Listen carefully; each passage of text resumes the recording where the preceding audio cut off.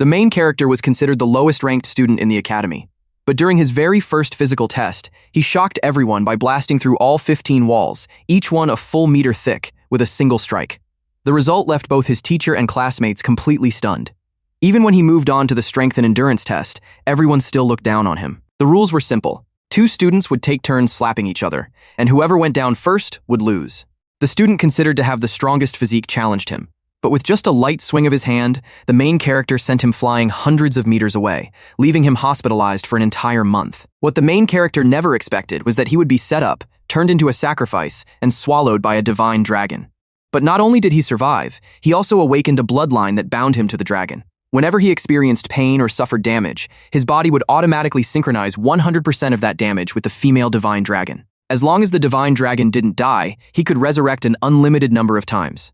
At the company's high-rise headquarters, Xiaohe sat across from his girlfriend inside a conference room while the employees outside quietly watched the awkward scene unfold. Curious, the pink-haired staff member asked who the visitor was, and her black-haired coworker explained that she had come to break up with him. Shocked that someone would do that at his workplace, the pink-haired girl called her unbelievably ruthless. Inside the room, the woman bluntly declared that she couldn't keep wasting her life on someone as useless as Xiaohe. When he quietly asked why, she coldly admitted that even looking at his pathetic appearance disgusted her. She revealed that the only reason she had ever dated him was because she believed he still had cultivation potential. Although he failed to enter a prestigious cultivation university, he was at least descended from a once-respected cultivator family. But after all this time together, his bloodline remained dormant. She accused him of wasting 3 months of her youth and costing her countless opportunities to meet immortal heirs.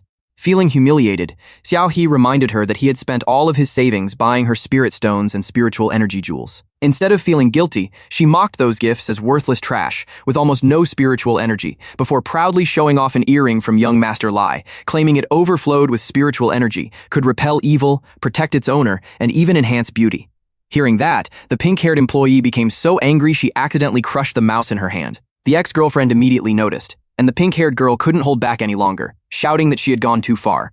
Her coworker quickly stopped her, reminding her that they still hadn't reached this month's KP and shouldn't interfere in someone else's business. Xiaohe then calmly spoke up, asking his ex to return everything he had ever given her. She instantly exploded with rage, jumped to her feet, cursed him to stay a loser forever and die a miserable death, then stormed out. Even as she left, Xiaohe casually said she could always mail the items back if carrying them was inconvenient. She furiously snapped that she'd rather throw everything into a river than return it, prompting him to innocently ask which river, because it would be a shame to waste them. That unexpected response made the pink-haired employee see him in a completely different light. Her coworker quickly warned her to stop staring, or the manager would suddenly appear behind her. And almost on cue, the cultivation department manager, Zhang Jian, showed up and asked whether this month's KPs were finished. Before anyone could answer, he noticed Xiaohe sleeping at his desk. The pink-haired employee explained that his girlfriend had just broken up with him, so he was feeling a little down. Zhang Jian simply nodded and walked away. Later that day, Xiaohe sat alone on the rooftop until Jikon approached, asked if he had eaten lunch, noticed his bad mood, and offered him a drink to help him relax. Xiaohe found the gesture strange because the old manager usually did nothing but glare at him. After finishing the can, however, he became completely drunk, spread his arms, and screamed that his ex had eaten his food, drunk his drinks, spent all his money, and even cheated on him before shouting for her to die. Feeling much better afterward, he even thanked the manager for caring about his employees despite always looking so cold. Moments later, his vision blurred. He realized something had been mixed into the soda, and the can reflected Jikon's sinister grin before everything went black. Hours later, Xiaohe woke up with a pounding headache and discovered he was chained to the edge of a cliff. Jikon greeted him, and Xiaohe nervously asked if there had been some kind of mistake. Before Jikon could explain, Xiaohe awkwardly blurted out that he wasn't into S&M, earning himself a punch to the face. Jikon then ordered him to look below. Staring into the darkness, Xiaohe spotted a pair of glowing eyes before a massive dragon emerged from the abyss. Jikon respectfully offered Xiaohe as a sacrifice to the divine dragon lord, explaining that although he had never awakened, he still possessed the spiritual root of an ancient bloodline, making him far more delicious than the sheep and pigs they usually sacrificed. Pleased with the offering, the divine dragon rewarded Jikon with the promised condensation pill, sending him off in excitement to pursue his long-awaited breakthrough. Left alone with his prey, the divine dragon asked Xiaohe if he had any final words. Instead of begging, Xiao He stared back and bluntly told the dragon its breath smelled terrible, and suggested brushing its teeth before eating him. Furious at the insult, the dragon proudly proclaimed itself the Lord of the Clouds, Master of the 9 heavens, ruler of thunder and rain, conqueror of the 4 seas, with 3,000 years of cultivation in the abyss and 8,000 years roaming the 9 heavens. Realizing it had lost its temper over a mere mortal, the dragon decided swallowing Xiao Hu in one bite was too merciful, and chose to chew him apart instead.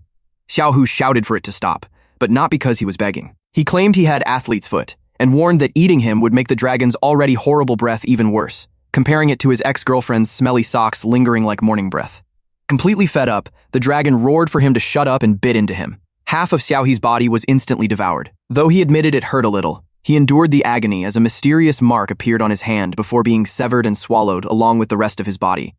At that moment, the forbidden bloodline art awakened. The first technique, Light of Life and Death, placed the same death mark on both Xiao He and the one who killed him, forcing the enemy to suffer every bit of pain and damage he received, while continuously reviving his body as long as the curse remained active. The second technique, Dual Annihilation, guaranteed that everyone marked by the life and death curse would perish together. Unless supreme immortal magic intervened, neither side could ever revive, and the technique could neither be blocked nor interrupted. Just then, a teacher suddenly called Xiao He's name and demanded to know what nonsense he was mumbling. Opening his eyes, he found himself sitting in a classroom instead of inside a dragon's mouth. The teacher reminded him that he had been asked to recite the 7 arts of body refinement, yet he was rambling about life and death curses instead, wondering if he had taken too much body refinement medicine and started hallucinating, while the entire class burst into laughter. Meanwhile, in the faculty office, a female teacher asked Professor Yin why he had accepted a transfer student despite his notoriously high standards.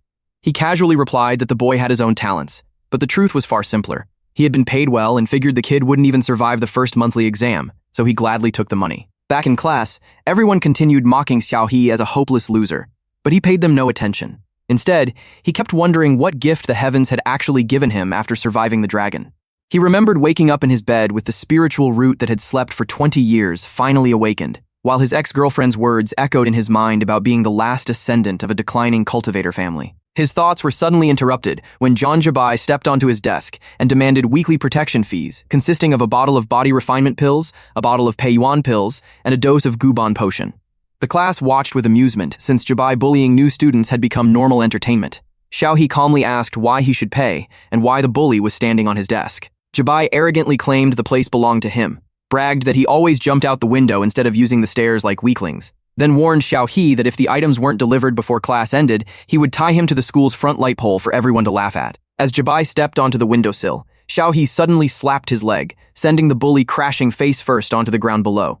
The class rushed to the window in disbelief, though no one thought he would die because of his 100-fold refined steel technique.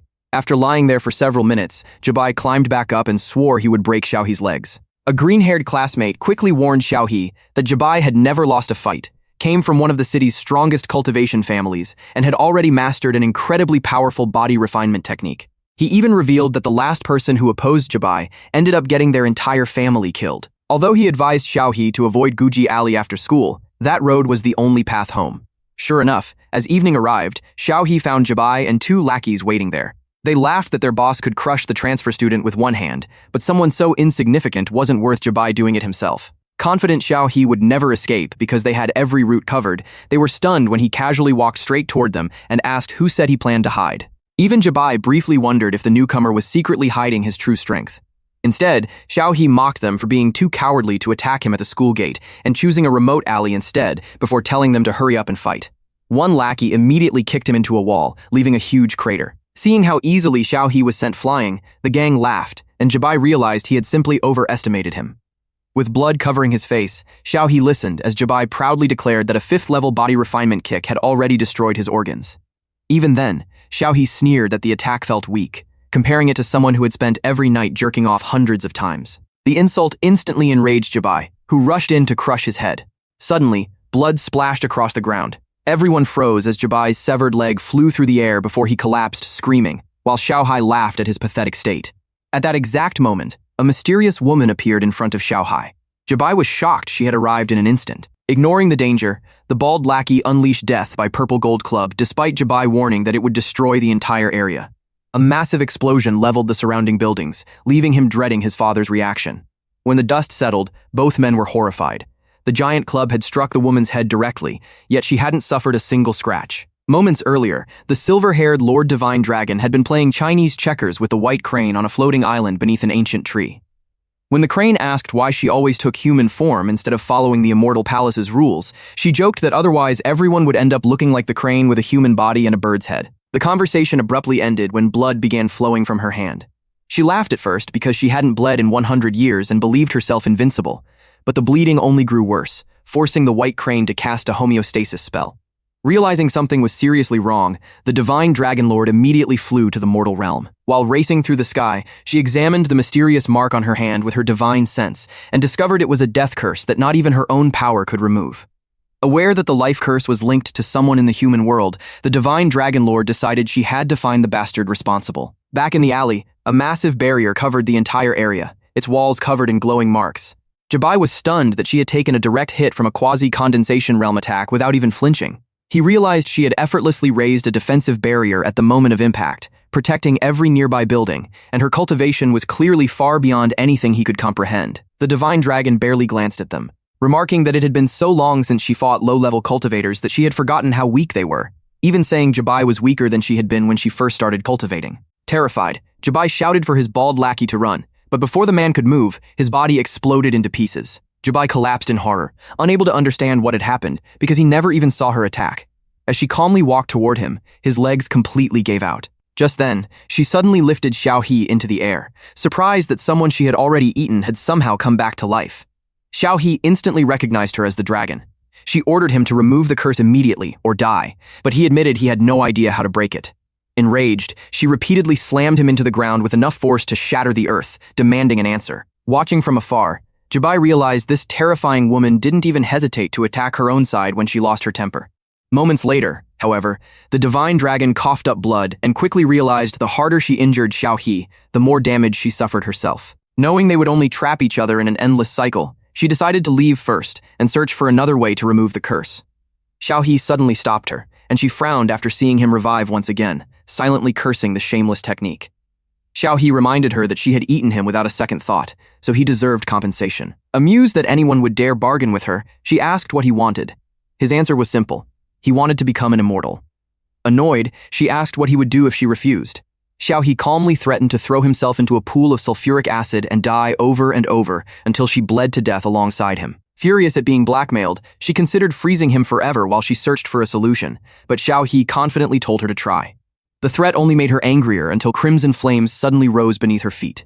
In the end, she tossed him a cultivation manual and explained that no one could become an immortal overnight. The book only contained a basic cultivation technique that suited someone as talentless as him. While it wouldn't guarantee immortality, it would at least help him enter a good university and live comfortably. The cover read, "Advanced Payment of Skills," and Xiao He immediately realized it was no ordinary manual. He accepted it, believing cultivation was his only path forward. Secretly, the Divine Dragon mocked him for being an idiot, planning to drain everything from him until the curse was finally broken, while Xiao He was thinking the exact same thing about her. Meanwhile, Jabai clung to a wall, desperately trying to hide, but the Divine Dragon still noticed him. Thinking he was about to die, he was shocked when she dismissed him as an ant not worth crushing and simply warned him to forget everything that had happened. After she used her power on him, Jabai screamed in terror. The next instant, he opened his eyes inside the examination hall as the body cultivation instructor ordered everyone to calm down. Jabai realized he couldn't remember anything that had happened the previous day, leaving him completely confused. The instructor announced that the first monthly exam of the new semester was about to begin and reminded everyone that students at the bottom of the rankings risked being forced to leave the school. The first test measured body cultivation, penetration, with a barrier spell set up to evaluate each student's destructive power. Xiao He was surprised the monthly exam had already arrived when the teachers had barely taught anything. The green-haired student beside him explained that senior year worked differently because everything important had already been taught during the first 2 years. The real competition came from private prep classes, rankings, and constant exams. When he discovered Xiao He hadn't enrolled in any extra classes, he declared the transfer student was doomed, and even told a fat classmate his ranking was about to improve because Xiao He would definitely fail. Even the green-haired student found it strange that Jabai had apparently let Xiao He go, while Jabai himself couldn't explain why his 2 lackeys had died or why the memories of that night were almost completely gone. The instructor then called Jabai up first to demonstrate the penetration test. With a single throw, he blasted through a 5-layer, 1-meter-thick reinforced concrete wall, earning praise as the school's body cultivation prodigy, whose strength was already approaching the instructor's own level. The girls immediately erupted into cheers, though Jabai barely noticed because he was still disturbed by the previous night's events. The green-haired student explained to Xiaohe that Jabai had already received a direct recommendation to Hezu Cultivation University based solely on his body cultivation, and that the exam measured pure destructive power by counting how many reinforced layers each attack penetrated. Most seniors could only break through 2 or 3 layers, making Jabai's 5-layer result overwhelmingly dominant. Next came the fat student, whose attack barely pierced the first layer before finally squeezing through and earning him a passing score. Finally, it was the transfer student's turn. The instructor had never been happy that the old principal admitted someone he considered complete trash, while the green-haired student was convinced Xiaohe was finished because failing to penetrate even a single layer would be enough for the school to recommend expulsion. As the exam reached Xiaohe's turn, the green-haired student quietly wished him luck, convinced it would be their last conversation. Xiaohe gathered his power, his eyes glowing red as he stepped onto the field empty-handed. The instructor immediately mocked him, joking that they had a genius who could create weapons out of thin air, while the class burst into laughter. Even Jabai sarcastically praised the hidden dragon, saying the teacher's reputation was now secure. But the laughter stopped the instant. Xiaohe condensed a ball of energy in his hand. He hurled it forward, and the attack tore through one reinforced wall after another with terrifying speed. The instructor watched in disbelief as it nearly pierced the school's barrier before finally disappearing at the last wall. Relieved it had run out of power, he still announced that Xiaohe had shattered the year's record. Recognizing the technique as palm lightning, he immediately judged Xiaohe's body tempering to be exceptionally advanced and declared that anyone capable of mastering both body and qi cultivation to this level was a true heavenly genius. The girls instantly crowded around him, saying he had looked ordinary before but suddenly seemed incredibly handsome. Some even believed his talent rivaled the greatest prodigies and guessed he must secretly belong to a powerful sect. Meanwhile, the green-haired student turned pale, realizing he had laughed at the wrong person. Later, he nervously apologized and offered to help Xiaohe with anything in the future, but Xiaohe barely listened because he was in a hurry. Watching him sprint away, the student admired how even a genius worked harder than everyone else. In reality, Xiaohe was frantically rushing home after realizing the divine dragon had tricked him with a time bomb cultivation manual. The black nether palm lightning required him to complete every training stage before the countdown expired, or he would suffer penalties, including reduced cultivation and a weakened bloodline. With just over 11 hours remaining, he tore through his room searching for an old cultivation manual he had bought online years earlier. Since he had skipped the beginner chapters back then, he desperately needed them now. Ordering another physical copy would take too long, so he checked the digital version instead, only to discover the price had skyrocketed. Despite already paying the old principal 5,000 yen and barely having any money left, he had no choice but to spend 2,000 yen, leaving only 3,372.29 in his account. Xiaohe immediately rushed into the mountains and trained without stopping. He spent hours mastering the breathing technique, spiritual energy activation, and movement drills, blasting holes through trees and rocks as explosions echoed across the forest. He finally completed the cultivation with only 32 seconds left, proudly declaring it had been easy, before instantly collapsing from exhaustion. At the floating island's bathhouse, the divine dragon was peacefully bathing when blood suddenly poured from her back into the water. Irritated at wasting her precious immortal dew, she checked on Xiaohe through the water and discovered he had overexerted himself and died during training. Calling him completely useless, she complained that she had only placed a minor restriction on the technique, yet it was enough to kill him. Left with no choice, she healed him once again. A week earlier, during the senior class placement exam, Jabai had proudly ranked in the top 10 through body tempering alone and looked down on every top student. Then someone noticed that Fatty was no longer ranked last because a transfer student named Xiaohe had taken the bottom spot instead. Since nobody had heard of him, Jabai immediately decided to teach the newcomer a lesson. Back in the present, Jabai was surprised to see Xiaohe had already climbed 10 places to rank 33 after the previous test. Soon, the next monthly exam began inside the gym. A student was struck by a devastating palm attack that sent him crashing to the floor with a broken neck, forcing the instructor to call the medic and rush him to the infirmary in hopes that Dr. Song could still save him. Curious, Xiaohe asked what kind of test this was. The green-haired student explained it measured palm strength and impact resistance, adding that this event was Jabai's greatest specialty because no one in their grade had ever broken through his iron-tempered steel technique. Jabai then challenged the year's strongest palm cultivator, Xiao Yikai. Confident he would crush the arrogant bully, Yikai unleashed forged steel palm, filling the arena with dust and boldly declaring iron-tempered steel was overrated. But when the dust cleared, Jabai was still standing completely unharmed. He mocked Yikai's technique before knocking him out with a single strike, forcing another trip to the infirmary. As the instructor prepared to call Wu, Jabai interrupted and insisted Xiao He go first instead. Before stepping up, Xiao He overheard his classmates discussing open source and patented cultivation methods. Confused, he admitted he had never heard of the distinction. The green-haired student immediately understood after learning Xiao He had attended Municipal No. 3 High School, a normal, non-immortal cultivation school, and explained that open-source cultivation methods were available for anyone to practice, while patented cultivation methods were officially registered with the Immortal Cultivation Patent Bureau and could only be used by the patent holder, or someone with authorization. The green-haired student explained that anyone caught practicing a patented cultivation method without permission could face legal punishment, or even be executed. While forged steel palm was an open-source technique anyone could learn, 100 refined steel belonged to the Jiang family and was far harder to master. After repairing the damaged arena with a maintenance spell, the instructor called Xiao He and Jabai onto the field. The moment they faced each other, Jabai felt an inexplicable fear. Determined to regain his pride after losing the previous test, he accepted Xiao He's suggestion to exchange attacks at the same time. Furious at Xiao He's confidence, Jabai unleashed 100 refined steel, while Xiao He countered with forged steel palm. But the instant their attacks collided, Jabai was blasted across the arena and slammed into the wall so hard it left a human-shaped crater. The entire crowd fell silent. Even the instructor couldn't believe what he had just witnessed. Xiao He had started with the open-source forged steel palm, yet somehow layered 100 refined steel on top of it. Since the Jiang family's technique was both patented and notoriously difficult, the instructor couldn't understand how Xiao He had learned it without fearing the consequences. Xiao He casually asked whether someone should carry Jabai to the infirmary, since he seemed stuck in the wall. Receiving no answer, he turned around and found the instructor staring at him like an obedient servant. The teacher quietly asked who had trained him, and after Xiao He whispered, "The Dragon Lord," the instructor was left speechless. Meanwhile, Jabai woke up in the infirmary, still burning with hatred.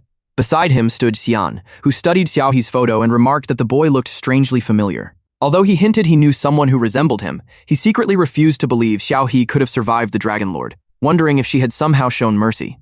Asking about the next exam, Xian learned it would cover poison making and toxin detection, then smiled and said they were going to have some fun at a junkyard. Elsewhere, Xiao He continued training by crushing scrap cars with forged steel palm while earning money for the junkyard owner, who preferred hiring cultivators over buying expensive machinery. At the same time, the system reminded him that his 100 refined steel training still required 20 strikes received before completion. Wondering where to find an opponent, he was suddenly approached by a stranger, asking if he was Xiao He. Pretending not to know anything, Xiao He claimed his name was Yin Jian because he thought the man was a debt collector. The visitor exposed the lie, introducing himself as Zhang Shiwan, a 9th-tier spiritual attraction realm cultivator sent by young Master Zhang to teach him a lesson. Relieved it wasn't about money, Xiao He gladly accepted the challenge. Shiwan found it odd that a weaker cultivator showed no fear and briefly suspected Xiao He was hiding his true strength. He immediately punched Xiao He into the distance, then rushed in again, convinced the earlier confidence had all been an act. But even after being thrown around by punches and kicks, crashing face first into the ground over and over, Xiao He kept smiling. The stranger grew increasingly unsettled as Xiao He's aura weakened, while his grin only became more disturbing. Deciding to finish the fight, Xiwan unleashed his third sequence technique and blasted Xiao He through a massive boulder. Looking at the motionless teenager, he mocked high school students for acting tough despite being so weak. Moments later, however, he noticed Xiao He's injuries rapidly healing at a speed even top physicians in the spiritual attraction realm couldn't achieve. He attacked one final time, only for Xiao He to grin even wider after the system confirmed he had finally received all 20 required hits and completed 100 refined steel. Grabbing Shiwan's leg, Xiao He fired Black Underworld Palm Thunder straight into his body. Shiwan easily blocked the entry-level spell and laughed, but Xiao He calmly told him to keep holding it. In the next instant, he followed up with forged steel palm layered with 100 refined steel, launching Siwan straight through a tree trunk. Although Siwan barely regained his footing, he coughed up blood after realizing most of his meridians had been shattered. He couldn't believe an entry-level spiritual attraction realm high school student had forced him to waste spiritual energy healing himself. As he prepared to kill Xiao He after recovering, he suddenly noticed the lightning sphere still attached to his hand. Panicking, he tried to throw it away, but it refused to come off before exploding and reducing him to nothing but his sunglasses. Xiao He casually picked them up and put them on. The system announced that the enemy had been defeated and rewarded him with the magical tool Dynamic Manlay, which enhanced dynamic vision and made tracking fast-moving targets much easier. The unexpected reward left him delighted. The following day, the updated rankings shocked everyone. Jabai watched in frustration as Xiao He climbed all the way to 18th place, while also discovering the men he had sent after him had mysteriously disappeared. Soon afterward, a girl approached Xiao He and offered Yuan nourishing pills in exchange for the secret behind his rapid rise. Hidden nearby, several girls mocked Gao Fei for trying to scam him with such a terrible trade. Before long, chemistry class began under teacher Zhang Qingyan, who announced that the day's lesson would focus on poison creation and poison detection, because anyone entering the cultivation world would inevitably face schemes from coworkers, subordinates, superiors, and rivals alike. Teacher Qingyan explained that the chemistry exam would determine whether they could survive the dangers of the cultivation world. Every student received several samples and had to identify which ones contained poison before the exam ended. They also had to swallow every sample they believed was harmless, with their score based on both speed and accuracy. Correctly naming the poison earned bonus points.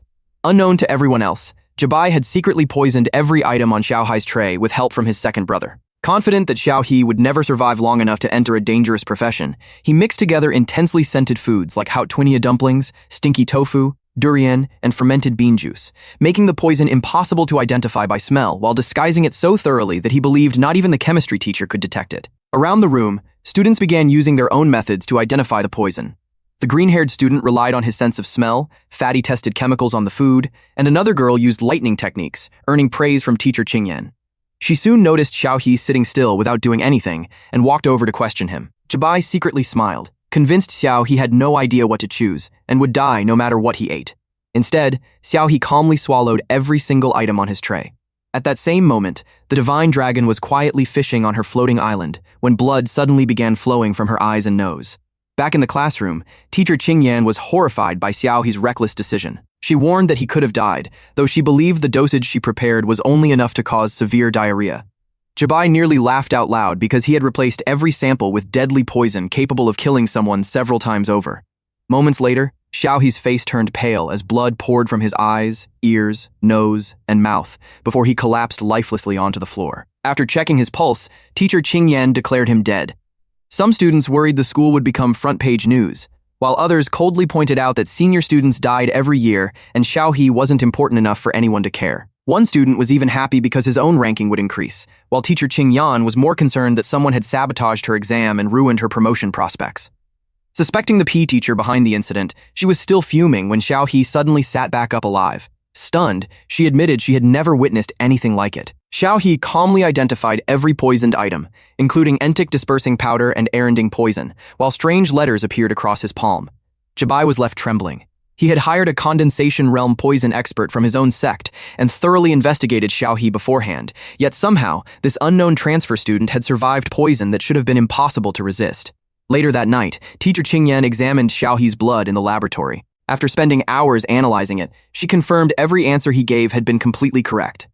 The poison was far too sophisticated for the PE teacher to create, convincing her it had come from a genuine condensation realm poison master, making Xiaohe seem even more unbelievable. Meanwhile, Xiaohe browsed books inside the new immortal bookstore, while the divine dragon contacted him through the bloodline curse by sending messages across his palm. She mocked him for not even knowing how to use his own forbidden bloodline technique, and explained that their linked life force allowed them to communicate during emergencies. Xiaohe complained that this encrypted communication was painful, and asked whether immortals had another way to contact mortals. The divine dragon reminded him that immortals were treated like strategic weapons, whose every move was monitored by the immortal palace. Since she had already descended to the mortal world once, making further contact could attract dangerous attention. When Xiao He asked her to reveal the locations of powerful treasures, she refused, saying everything she was allowed to share had already been placed inside the Advanced Payment of Skills manual, and he only needed to follow its instructions. As his palms suddenly began bleeding, a bookstore employee noticed and assumed the pressure of senior year had driven another student to self-harm. Embarrassed, Xiaohe apologized and promised to clean up the blood before asking for recommendations on books that could help him reach the condensation realm. Surprised that a senior student was already aiming that high, she explained that anyone who reached the condensation realm before the college entrance exams was almost guaranteed admission to a top cultivation university, while breaking through during the exams could even earn a direct recommendation. She handed him 3 best-selling preparation books, but Xiaohe ignored her suggestions and picked up the condensation realm cultivation guide instead.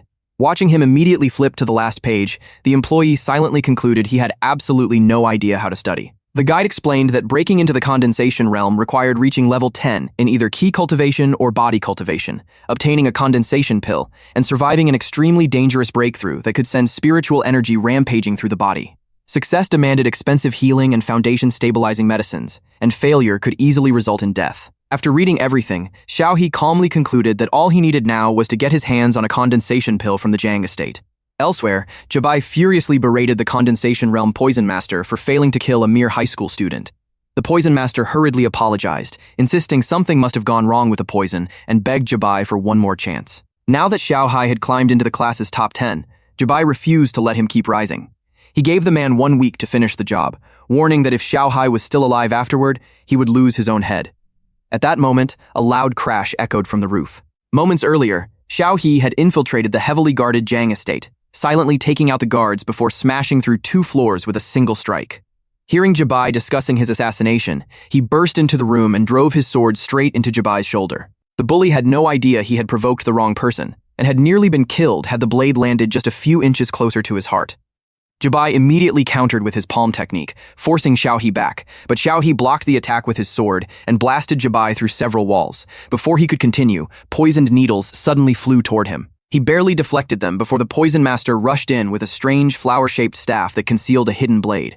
Xiao He twisted aside at the last second, taking only a shallow cut across his face. The Poison Master recognized him as the high school student who had somehow survived his poison, and smugly claimed the venom coating those needles was far deadlier than before. Watching Xiao He remain standing despite the poison only made him increasingly uneasy. Xiao He ignored him completely and charged at Jabai again, forcing the Poison Master to attack with another barrage of needles. Furious at being overlooked, the Poison Master shattered a poisonous artifact and ordered Jabai to escape while he covered the area with a curtain of venom. Jabai leaped through a window and fled, as the Poison Master demonstrated the true power of the Condensation Realm. Every needle embedded in the walls released a thick green mist that quickly filled the room. Xiao He began coughing violently as the poison spread across his skin before collapsing dead once again. Laughing triumphantly, the Poison Master mocked him for believing he was immune to every toxin. The next instant, a nearby stone statue was sliced clean in half. Xiao He suddenly opened his eyes, drew his sword, and cut down the Poison Master before he could react. Elsewhere, the Divine Dragon noticed that 2 of her clay avatars had been destroyed almost instantly. Realizing Xiao He had encountered serious trouble, she checked on him and arrived just in time to witness the fatal slash. The Poison Master couldn't believe that a mere spiritual attraction realm cultivator had actually killed him before bleeding out on the spot. After confirming he was dead, Xiao He looted everything useful, figuring even worthless items could be sold later. Meanwhile, Jabai desperately fled into the mountains, exhausted and without even his phone. After borrowing one from a passing driver, he called for reinforcements, swearing to gather the Jiang family's assassins and wipe out Xiao He along with his entire family. Before he could finish, Xiao He appeared behind him and calmly asked who exactly he planned to kill. Jabai activated 100 refined steel and barely avoided the first slash, but Xiao Hai still cut his arm. As Jabai retreated, Xiao Hai threw an orb that exploded in his face and blasted him off the cliff. Xiao Hai immediately followed him down. Unable to move, Jabai desperately tried to intimidate him by invoking the Jiang family's name, but Xiao Hai didn't care. One clean slash ended his life. Xiao He admitted that without the Divine Dragon sharing the damage through the curse, Jabai would have killed him many times already. Even while dying, the bully still relied on his family's reputation instead of his own strength. Xiao He burned the body and erased every trace, fully expecting the Jiang family to blame him anyway, since he had already revealed their patented cultivation technique.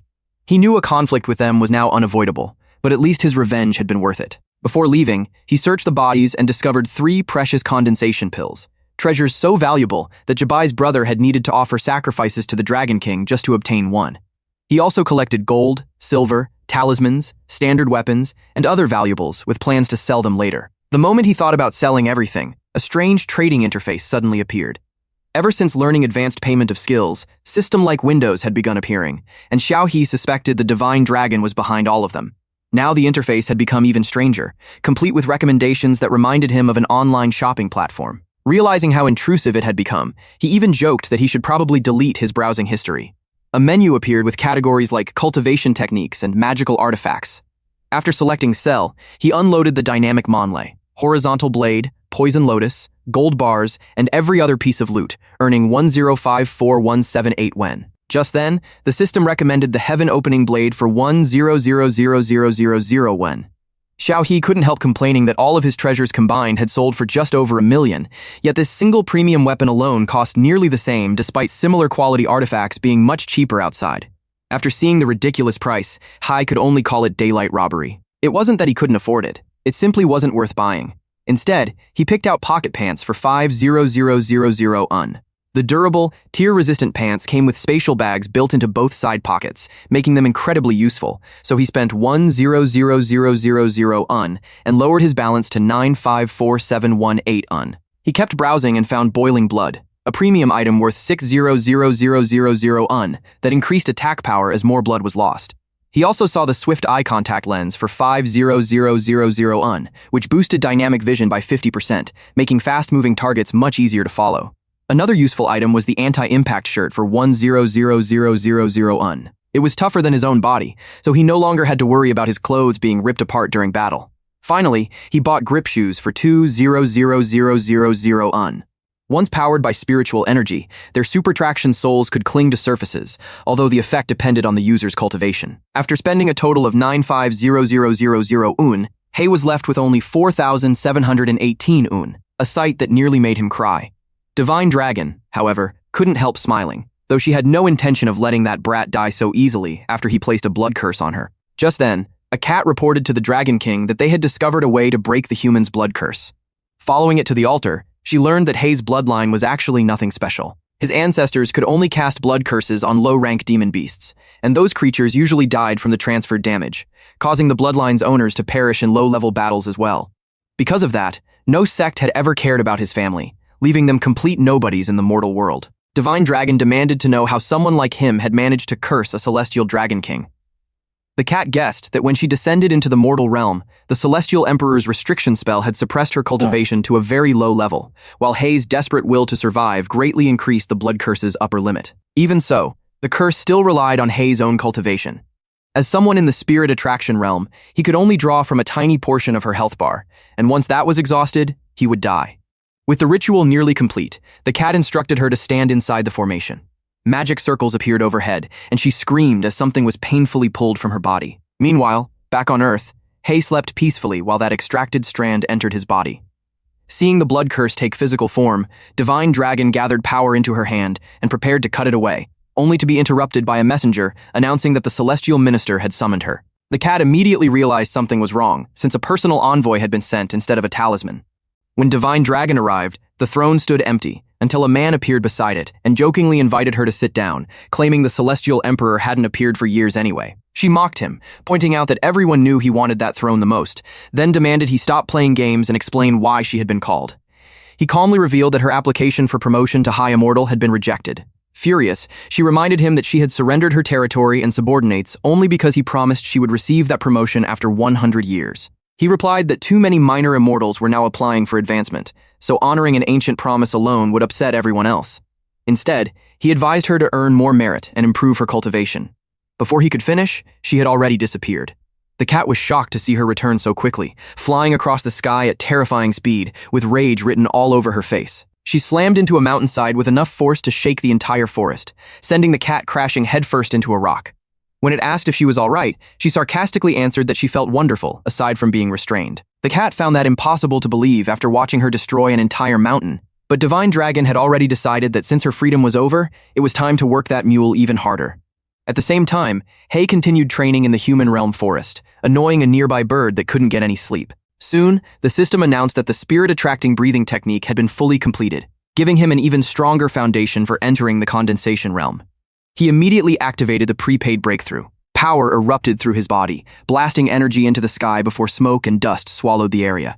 Once everything cleared, one of his eyes glowed red. The prepaid advancement greatly increased his physical strength, mana, maximum health, divine sense, and comprehension while unlocking techniques, artifacts, and items exclusive to the condensation realm. The system then listed the true requirements to officially reach that realm. 1 condensation pill, 10 superior foundation stabilizing pills, 3 bottles of superior spiritual herb extract, and the 10th layer of the spirit attracting realm. Hei was pleasantly surprised because he already had everything. But the moment he relaxed, a side quest appeared, ordering him to clear the secret realm while enduring the hemorrhage curse before time ran out. As interest on the prepaid breakthrough, 30% of his cultivation and merit would be deducted afterward, and delaying repayment would trigger compound interest. Before he could even wonder where the demon cave was, a crimson magic circle activated beneath his feet. Completely unprepared, he fell as a 20-minute countdown immediately started. Looking down and seeing countless spikes below, he quickly focused spiritual energy into his hands and feet to grip the walls. After sliding for several terrifying moments, he finally stopped just an inch above the spikes. It had been unbelievably close. Even with a much larger health bar, pain still hurt the same, and with the hemorrhage curse ready to strike at any moment, avoiding injuries was clearly the smartest choice. A metal arm suddenly shot toward Hei, but he spotted it in time and ducked underneath. Another spike immediately followed, only to be split apart by a single slash. Thanks to his greatly improved speed, strength, and reflexes, even an ordinary dagger reinforced with magic could slice through a stone arm thicker than a man's waist. That was the true benefit of raising his basic cultivation. More attacks closed in, forcing him to zigzag upward. Just as he reached the exit, a giant hand blocked his path, trapping him between enemies on both sides. He instantly unleashed Black Netherfist Core Thunder, destroying everything around him. By then, his timer had already fallen to 17 minutes and 36 seconds. Human-shaped rock warriors carrying massive hammers rose from the ground, but he had no time to waste because the hemorrhage curse suddenly activated. As blood poured from his body, one rock soldier swung its hammer to finish him. Before it landed, a giant stone hand, created with the prepaid skillstone golem, blocked the attack. The massive blood loss triggered boiling blood, greatly increasing his attack power, and Hei split the rock soldier in half with one strike. The system then assigned him stone golem training, requiring him to command the golem through different attack techniques. With progress starting at 0/5, he immediately sent the giant stone hand into battle, crushing every remaining rock soldier until the training was complete.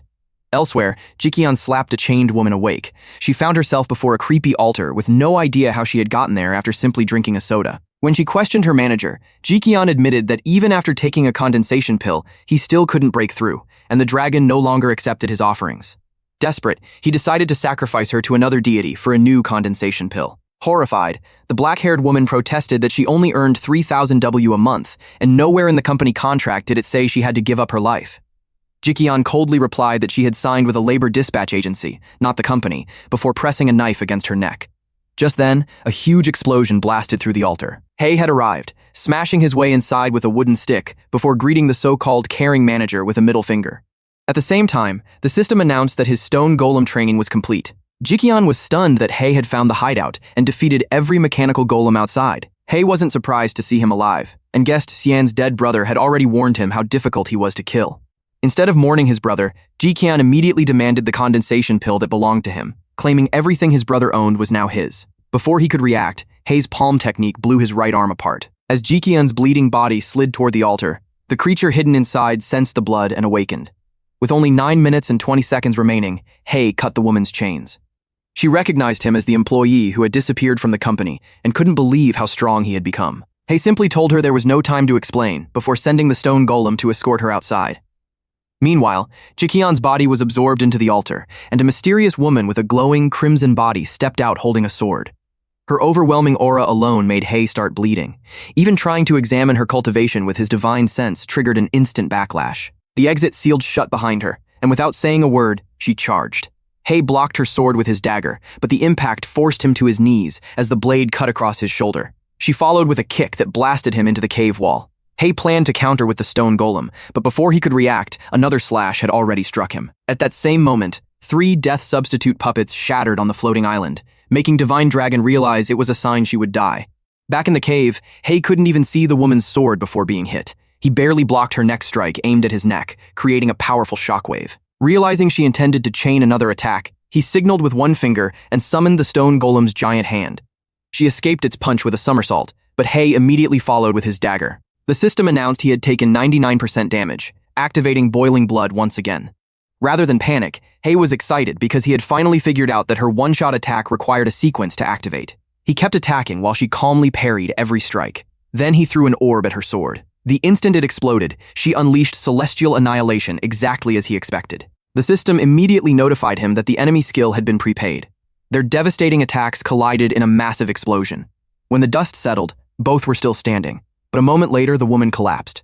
Completely confused, she couldn't understand how her attack had failed to injure him despite striking first. Hei simply laughed and mocked her for finally speaking normally after losing her composure.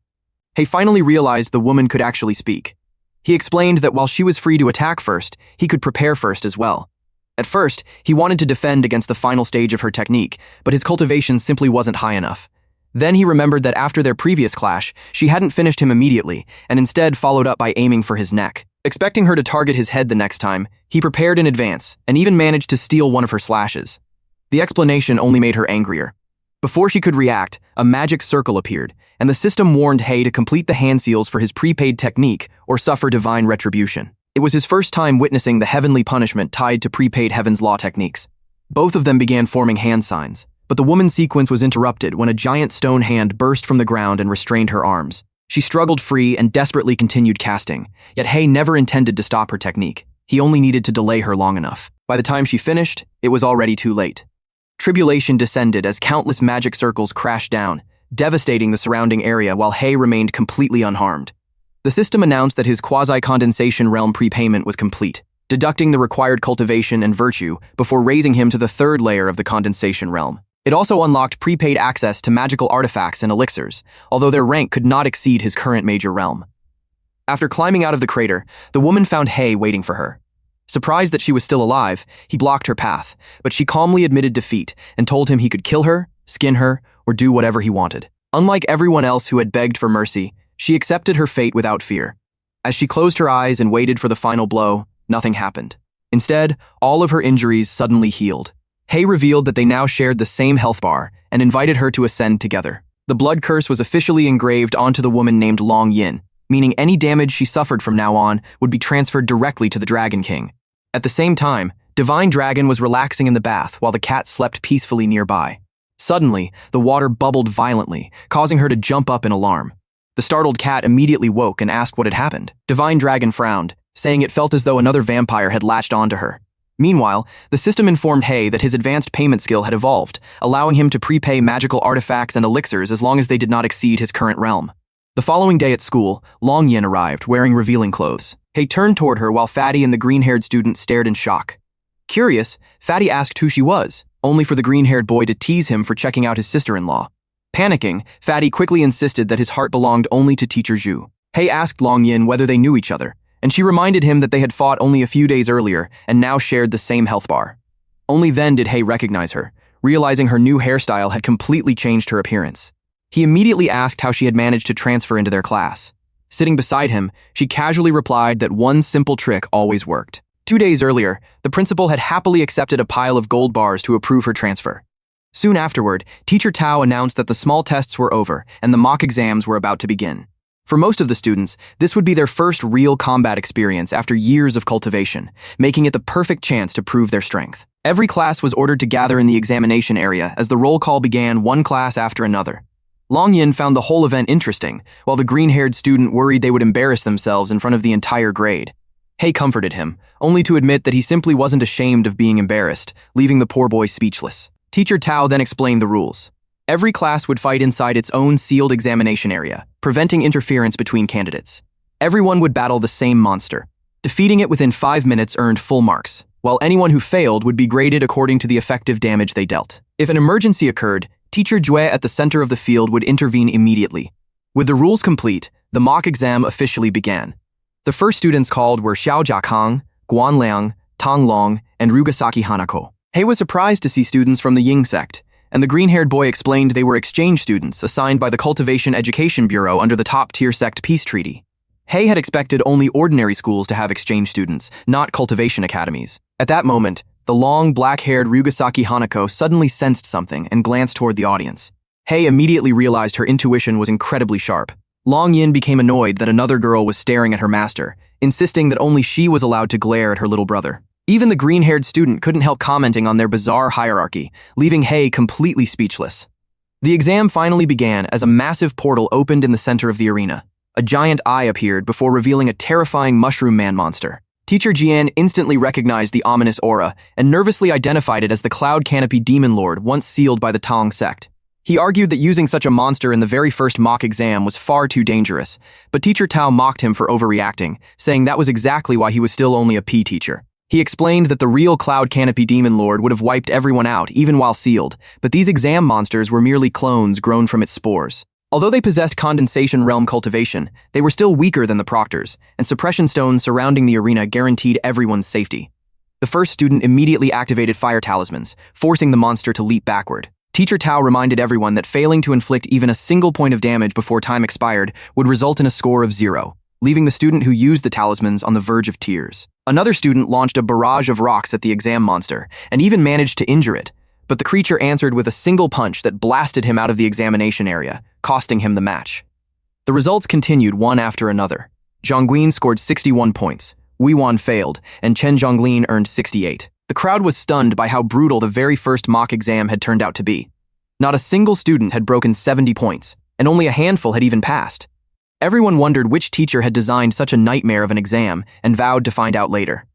The green-haired student actually felt relieved, since nobody would be laughing at him anymore if everyone was struggling. Meanwhile, Teacher Jian complained that Teacher Tao had gone too far, arguing that an exam this difficult could destroy the students' confidence. Teacher Tao disagreed, saying that if they couldn't overcome a challenge like this, they would become the worst class he had ever taught. Just then, everyone's attention shifted to Hanako. She appeared to be fleeing from the monster, sprinting toward the barrier at the edge of the arena. The audience assumed she was giving up, but instead of crossing the barrier, she used it as a foothold to launch herself forward with even greater speed. As the monster threw a punch, Hanako calmly drew her sword and, in a single flash, sliced it cleanly into pieces. The arena fell silent. Teacher Jian was shocked by the complete knockout, and Hanako received a perfect score. The students couldn't believe it. While everyone else struggled just to pass, she had effortlessly earned full marks. They quickly learned she was the exchange student from the Ying sect and the top student of Class 4.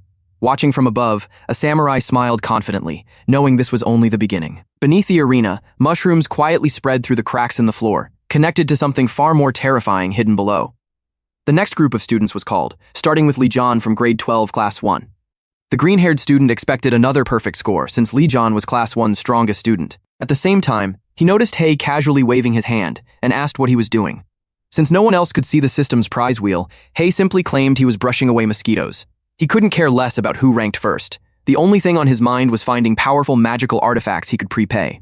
Meanwhile, Junhao stepped into the arena as his fans cheered loudly, confidently declaring that he would instantly defeat the monster and prove there was a difference between two #1 students. He faced the creature as black mist spread across the battlefield. Even Teacher Tao admitted he had never seen a monster like this before. Junhao remained completely unfazed. Strange markings appeared across his fist as he activated a magic formation. Then he drove a devastating punch into the monster and blasted it backward. Teacher Jian was amazed by the sheer destructive force, while Teacher Tao explained that the formation greatly amplified the power of Junhao's punches and made him a strong candidate for guaranteed admission to Peking University or Tsinghua University. Secretly, however, Teacher Tao was annoyed that such a talented student wasn't in his own class. Junhao proudly declared that his punch had already secured his future and proven which #1 student was superior. His confidence vanished an instant later when the monster stood back up completely unharmed. Even the teachers froze in disbelief. Certain his technique had been executed perfectly, Junhao prepared another punch, but Teacher Jian suddenly shouted for him to run. Junhao ignored the warning, only for the monster to strike first, smashing him in the stomach and launching him across the arena. He slammed into the wall with tremendous force. Teacher Jian rushed over to support him, but even after dispersing most of the impact himself, he still coughed blood from the internal injuries. Realizing this creature was never supposed to appear in the exam, he immediately called for reinforcements and requested the strongest available teachers. Before help could arrive, the monster charged forward. A proctor restrained its legs and bound its arms, offended that it had ignored his presence entirely. At that same moment, the true creature beneath the arena fully opened its eyes. Sharp spikes burst from the mushroom monster's back and pierced through the ground. The proctor instantly realized something was wrong, but the earth beneath him exploded before he could react. The monster broke free just as a giant fireball crashed toward it. It countered by releasing an attack from its mushroom cap, colliding with the fireball in a massive explosion before bursting through the smoke and charging the teacher on the rooftop who had launched the spell. Watching everything from atop the wall, Hanako drew her swords and prepared to join the fight. Saki Kaku of the Ryugasaki sect immediately stopped her, calling her a fool. He reminded her that this entire exam had been arranged to clear away the top-ranked students, so she would be guaranteed admission to Tsinghua University, Peking University, or even Shukian University. Hanako refused to earn her future through such despicable methods and insisted on killing the monster herself. Suddenly, an unbearable pain shot through her head. As she screamed, Saki Kaku calmly revealed that he had already placed a soul-binding curse on her. Relieved that she was finally under control, he remarked that otherwise his father's carefully planned operation would have gone to waste. Unlike the rest of the ruthless Ryugasaki family, Hanako had inherited the kindness, honesty, and compassion of her original bloodline instead, making him question why his father had invested so many resources in her. Before he could think any further, another explosion erupted from the rooftop. Teacher Tao was blasted into the air and instantly realized the monster had reached at least the 5th layer of the condensation realm. Furious, he demanded to know who had approved such an exam monster before activating his astral body protection shield. The monster rushed him so quickly that he couldn't even follow its movements, forcing him to deploy an omnidirectional barrier instead. Even that shattered under a single assault.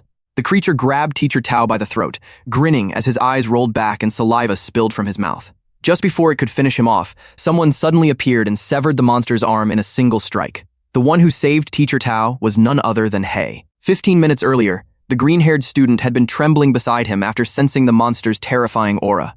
Hei was surprised that even someone in the condensation realm could be intimidated so easily. Long Yin, however, immediately determined that the creature had reached the 7th layer of the condensation realm. Hei praised her sharp perception, but she explained that it wasn't her own judgment. Her body had instinctively sensed a powerful opponent and revealed its strength to her. Hei then activated his system again and secretly deployed a barrier around the arena, making sure the monster couldn't escape. He was convinced it intended to slaughter everyone. Although his cultivation had only reached the 3rd layer of the condensation realm, his enormous health bar gave him combat power close to the 7th layer. He searched the market and found the only top-grade weapon available through advanced payment, the Cloud Ruin Glaive. Besides its power, it could refine and absorb the attributes of other magical artifacts within its realm, and even store his own techniques for later release.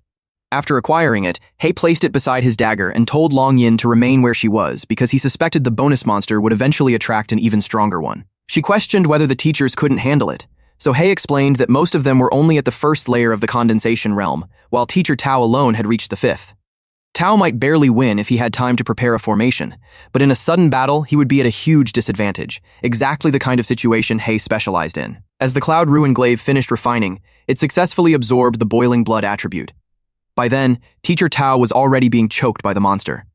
After rescuing him, Hei warned that another barrier outside the arena was trapping the students inside and asked Tao to break it while he dealt with the monster. Determined to protect his students, Teacher Tao immediately rushed to carry out the plan. Meanwhile, spores grew from the monster's neck, instantly regenerating its severed arm. Hei realized its regeneration was unbelievably fast, a natural trait of fungus-type monsters. The creature charged again, and Hei blocked its punch with his sword. During the exchange, he noticed the monster compressing demonic aura around its fists to make them even harder. Another punch blasted him backward, but he stopped himself before crashing into the wall. The monster instantly closed the distance and struck again, disappearing into a cloud of smoke after the impact.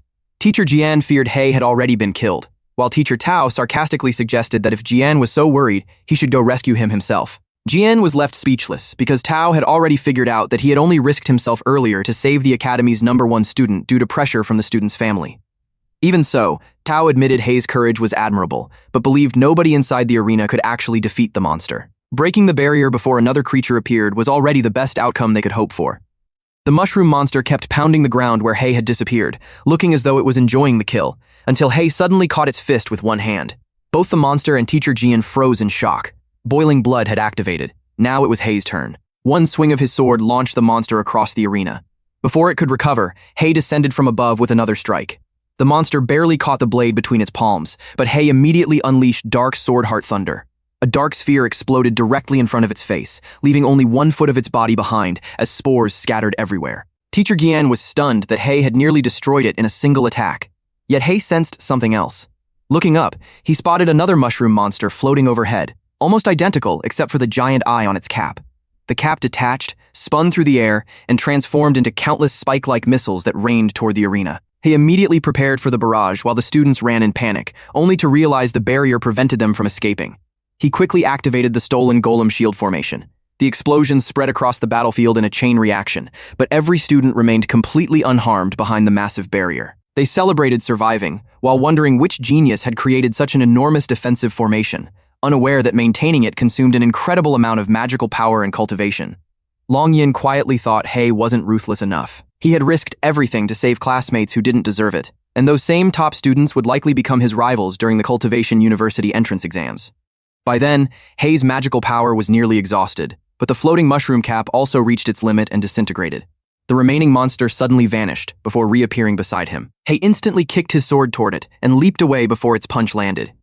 Even after creating distance, the monster appeared behind him again in the blink of an eye. Hei countered with a sword strike wrapped in black lightning, cleanly decapitating it. The head rolled away, but regenerated almost instantly. Although lightning allowed him to cut through it with ease, the monster's head clearly wasn't its weak point. Hei concluded that its true core had to be hidden somewhere inside its torso. Just then, the monster unzipped its face, revealing a giant eye in the middle of its forehead before disappearing once again. Hei immediately realized the monster had become even faster, but he still predicted where it would appear and attacked first. The creature dodged, drove a punch into his side, and sent him flying as blood spilled from his mouth. It then circled him at blinding speed, leaving countless afterimages while launching a relentless barrage of punches. Even though Hei was struck over and over, he skillfully blocked what he could and refused to fall. Watching from the sidelines, Teacher Jian couldn't hide his disappointment. He had truly believed the transfer student might turn the battle around. Teacher Tao, however, insisted the outcome had been inevitable. The gap in strength was simply too great, yet he still praised Hei for standing his ground despite the overwhelming disadvantage, believing his raw combat ability already ranked among the top 10 students in the grade. Long Yin, meanwhile, grew impatient because Hei still hadn't used the technique that defeated her. Forced backward by the monster's relentless assault, Hei realized its greatest advantage wasn't just speed, but the sudden burst of acceleration right before every attack. Even blocking with everything, he had only reduced part of the damage.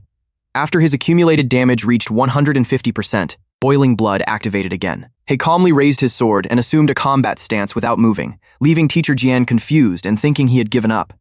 Then Hei unleashed Heavenly Law of Annihilation. A terrifying surge of power erupted skyward, shattering the barrier with ease. Teacher Dao was left speechless. He had exhausted every method trying to break that barrier, yet Hei destroyed it effortlessly, making him feel completely unworthy of being a teacher. When the attack ended, the monster had vanished without a trace. Hei obtained a Durian Fiend Core, which could be cultivated into a beast companion for future battles. The system then instructed him to complete the ritual for Heavenly Law of Annihilation, and after finishing the required hand seals, the technique was officially completed. Teacher Jian stood in complete awe because he hadn't even been able to see Hei's final strike. He confidently declared that Hei wasn't merely worthy of the top 10 anymore. He could now compete with the very strongest students in the entire grade. Teacher Tao remained silent, still overwhelmed by his own sense of inadequacy. Later that day, Hei and Long Yin walked through a park. By then, Hei had already advanced to the 9th layer of the condensation realm and gained the ability to prepay techniques for other people. Long Yin checked her phone and discovered Hei had become the Academy's hottest topic. Everyone was calling him the greatest dark horse transfer student and predicting guaranteed admission to the top cultivation universities. She then noticed Hei making strange gestures in the air. When she asked what he was doing, he casually replied that he was paying his health insurance. The system deducted 30% of the cultivation, experience, and merit he had just earned and transferred it to Divine Dragon. Only after the payment was completed did his healing ability return. Moments later, Hei sensed something was wrong. The transfer toward Divine Dragon had suddenly been blocked by a massive black cloud. The sky rapidly darkened as the Black Abyss Forbidden Domain swallowed the entire area, sealing everyone inside while cutting off all contact with the outside world. Hei immediately recognized it as a formation used to eliminate witnesses. A kunai suddenly flew toward them. Hei blocked it with his stone golem hand, but the weapon contained a hidden explosive formation and detonated on impact. Long Yin leaped away, but became trapped in a puddle of black liquid that swallowed her whole. As the smoke cleared, Hei calmly analyzed the enemy's tactics, recognizing a small-scale explosion formation engraved onto the kunai, combined with an incessant battle mansion technique to isolate one target. Hanako then rushed straight at him. Hei blocked her sword with his own, but during the exchange, she intentionally struck the back of his hand with the flat of her blade, forcing him to drop his weapon before retreating. Hei immediately realized her entire attack had been nothing more than a disarming maneuver. Hanako admitted her father had ordered her to kill him because he threatened her path to higher education, but she couldn't bring herself to do it. Instead, she planned to take his weapon, report him dead, and allow him to escape, provided he left the country and abandoned all hopes of taking the Cultivation University entrance exams. Otherwise, as long as he remained a top student, the Ying sect would continue hunting him. As her sword began glowing, the system announced that the post-payment mission for the Cloud Ruin Glaive had been activated. Suddenly, both of them were swallowed by dark mist. Confused, Hanako leaped onto a tree branch, only to discover the entire world around her had changed. Hei explained that they had entered the realm of past reflections, a secret realm where people could only witness past memories without interfering. Since the advanced paid blade had connected to Hanako, taking it had automatically triggered the post-payment mission and dragged both of them into the realm. Looking down, Hanako realized the stolen blade had vanished. Hei explained that its original form still existed somewhere inside this secret realm, and unless they found it, the weapon would never return to him. Suddenly, they heard someone singing. The melody sounded strangely familiar to Hanako. Following the voice, she saw a younger version of herself running happily toward a house and calling out that she had returned home. The joyful moment shattered instantly as she stepped inside and found everyone dead. Her brothers and sisters lay lifeless across the floor, while her mother had a sword driven through her body. Then a familiar senior brother noticed her. Hanako froze in confusion because he was wearing the robes of the Ying sect. She demanded to know what he was doing, but he answered only with a sinister grin as he slowly walked toward her. The memory shifted to when Hanako was still in the 5th grade of elementary school. She nimbly leaped across tree branches, throwing knives that struck every target with perfect accuracy before landing gracefully on the ground. Watching from above, her older sister Hua Qianjing praised her skills but pointed out one final target hidden behind another tree. Hanako immediately threw another knife, then launched a second blade that struck the first and changed its direction mid-air before it pierced the hidden target. She followed with one more throw that blasted straight through a tree trunk. Hua Qianjing stared at the massive hole in disbelief. Curious whether she had passed, Hanako ran over, and her sister smiled, telling her she had succeeded. Since it was already late, the two sisters returned home together. The moment they arrived, Hanako excitedly told her father that she had hit every target, including the one hidden behind the tree. As he gently patted her head and listened proudly, someone nearby continued chopping wood. It was Hua Zhang of the Hua clan. Hanako watched Hua Zhang's blade and noticed his swordsmanship had improved once again. Hua Qianjing asked their father whether he truly intended to teach him the Hua clan's iron wall blade technique. Their father admitted he was considering it. Although Hua Zhang wasn't part of their bloodline, he had lived with the family for 3 years. During that time, he had always been humble, hardworking, honest, and willing to endure pain without complaint. He served tea, accepted responsibility for his mistakes, and had proven himself to be an excellent disciple. Just as their father finished praising him, a sword pierced straight through the chair and into his chest. Shocked, he asked Hua Zhang why he would do such a thing. Hua Zhang calmly revealed that he had never belonged to the Hua clan. He was born into the Ying clan, had changed his name, and spent 6 years hiding among them for one purpose: to steal the iron wall blade technique. Now that he had mastered it, there was no reason to leave the clan alive. Even while dying, the clan leader warned that the others outside would never let him escape. At that moment, Hua Qianjing staggered through the doorway with a fatal wound in her chest, desperately trying to reach her father before collapsing dead in front of him. Watching his daughter die filled him with rage as he realized Hua Zhang had poisoned the entire family. Hua Zhang merely replied that the Ying clan had always lived by one rule: learn a technique, then destroy the clan that taught it. He regretted only one thing: that the youngest daughter was still away at school because she possessed extraordinary talent. As if on cue, she happily announced that she was home. The dying father desperately begged Hua Zhang to spare her. Hua Zhang agreed, explaining that Hua Hoi possessed an exceptional spiritual route. He intended to erase her memories, raise her as his own daughter, and once she entered university, seize her spiritual route before reuniting father and daughter in death. By the time he finished speaking, the clan leader had already breathed his last. Standing at the entrance, Hua Zhang greeted the returning Hua Hoi with a smile, casually admitting that he had grown bored while waiting and killed her entire family for entertainment. She dropped her school bag, swore revenge, and unleashed countless flying daggers. Hua Zhang calmly blocked every one of them with the iron wall blade technique. He even praised her omnidirectional flying dagger technique as the clan's finest, but declared it completely useless against someone who had mastered the iron wall blade technique. One dagger nearly reached his eye, but before she could continue, he grabbed her by the throat and slammed her into the ground so hard she lost consciousness. He then activated the heart-binding curse. From that day on, Hua Hoi became his adopted daughter, Ryugasaki Hanako. He planned to return with her to the Ying clan and raise her until the time came to seize her future. When Hanako awoke, she naturally called him father. Hua Zhang then burned the Hua residence to the ground before leaving with her. Back in the present, Hanako silently watched the memory of her home being consumed by flames. The overwhelming hatred she felt toward Hua Zhang nearly drove her mad. He warned her that she couldn't interfere with the past, but she ignored him and charged forward anyway. The moment her sword struck Hua Zhang, it shattered into pieces. Even so, Hua Zhang paused briefly, sensing that something was off. Young Hanako asked what was wrong, but he dismissed it and continued walking away, saying that once they returned home, he would arrange for someone to teach her the Eastern tongue. Present-day Hanako collapsed into tears, devastated that the man she had called father was actually the murderer of her entire family. At that moment, the system announced that the realm of past reflections had transformed into an interactive scene and instructed them to locate the key item, the Cloud Ruin Glaive. Hei immediately focused on the mission, and together they searched the burned ruins. Hanako hoped to recover something as a keepsake. Her divine sense detected an object buried deep underground, so Hei summoned the stone golem's hand to dig it out. Inside were the Cloud Ruin Glaive and a blade manual. Hei immediately handed both to Hanako, explaining that the weapon had always belonged to her because it had been left behind by her true father to guide her back to her real identity. The blade manual was even more valuable, as it had been created specifically to counter the iron wall blade technique. Hanako's expression darkened. She explained that cultivating the technique normally could take decades just to reach the first layer, and she couldn't afford to wait because Ryugasaki Shoichi would eventually realize she had recovered her memories. Hei smiled and told her she no longer needed decades. Before she could ask why, he pressed 2 fingers against her forehead, pouring the breaking blade technique and its mental incantations directly into her mind through advanced payment. The system immediately informed Hanako that she would repay the technique herself by giving Hei 30% of all future cultivation, experience, and merit she earned as interest. Confused by the strange interface, she asked what it was. Hei explained that it was the system panel, visible only after accepting his advanced payment. She could refuse it, but she would still owe the interest unless the advance was withdrawn entirely. Without a moment's hesitation, Hanako knelt before him and formally became his disciple. He quickly helped her to her feet, joking that he didn't have many gifts for a new disciple yet, but promised to give her a set of magical robes later. With that, the Cloud Ruin Glaive's post-payment mission was completed. As dawn arrived, Hanako quietly looked at the mark on her hand. He had already explained that the blood curse linked master and disciple through a single shared health bar, meaning every injury she suffered would be transferred to him. He also reminded her that the blade carried the boiling blood effect, causing her attack power to rise as she took more damage. Suddenly, someone asked why she seemed distracted. Kaku reminded her that their father was speaking.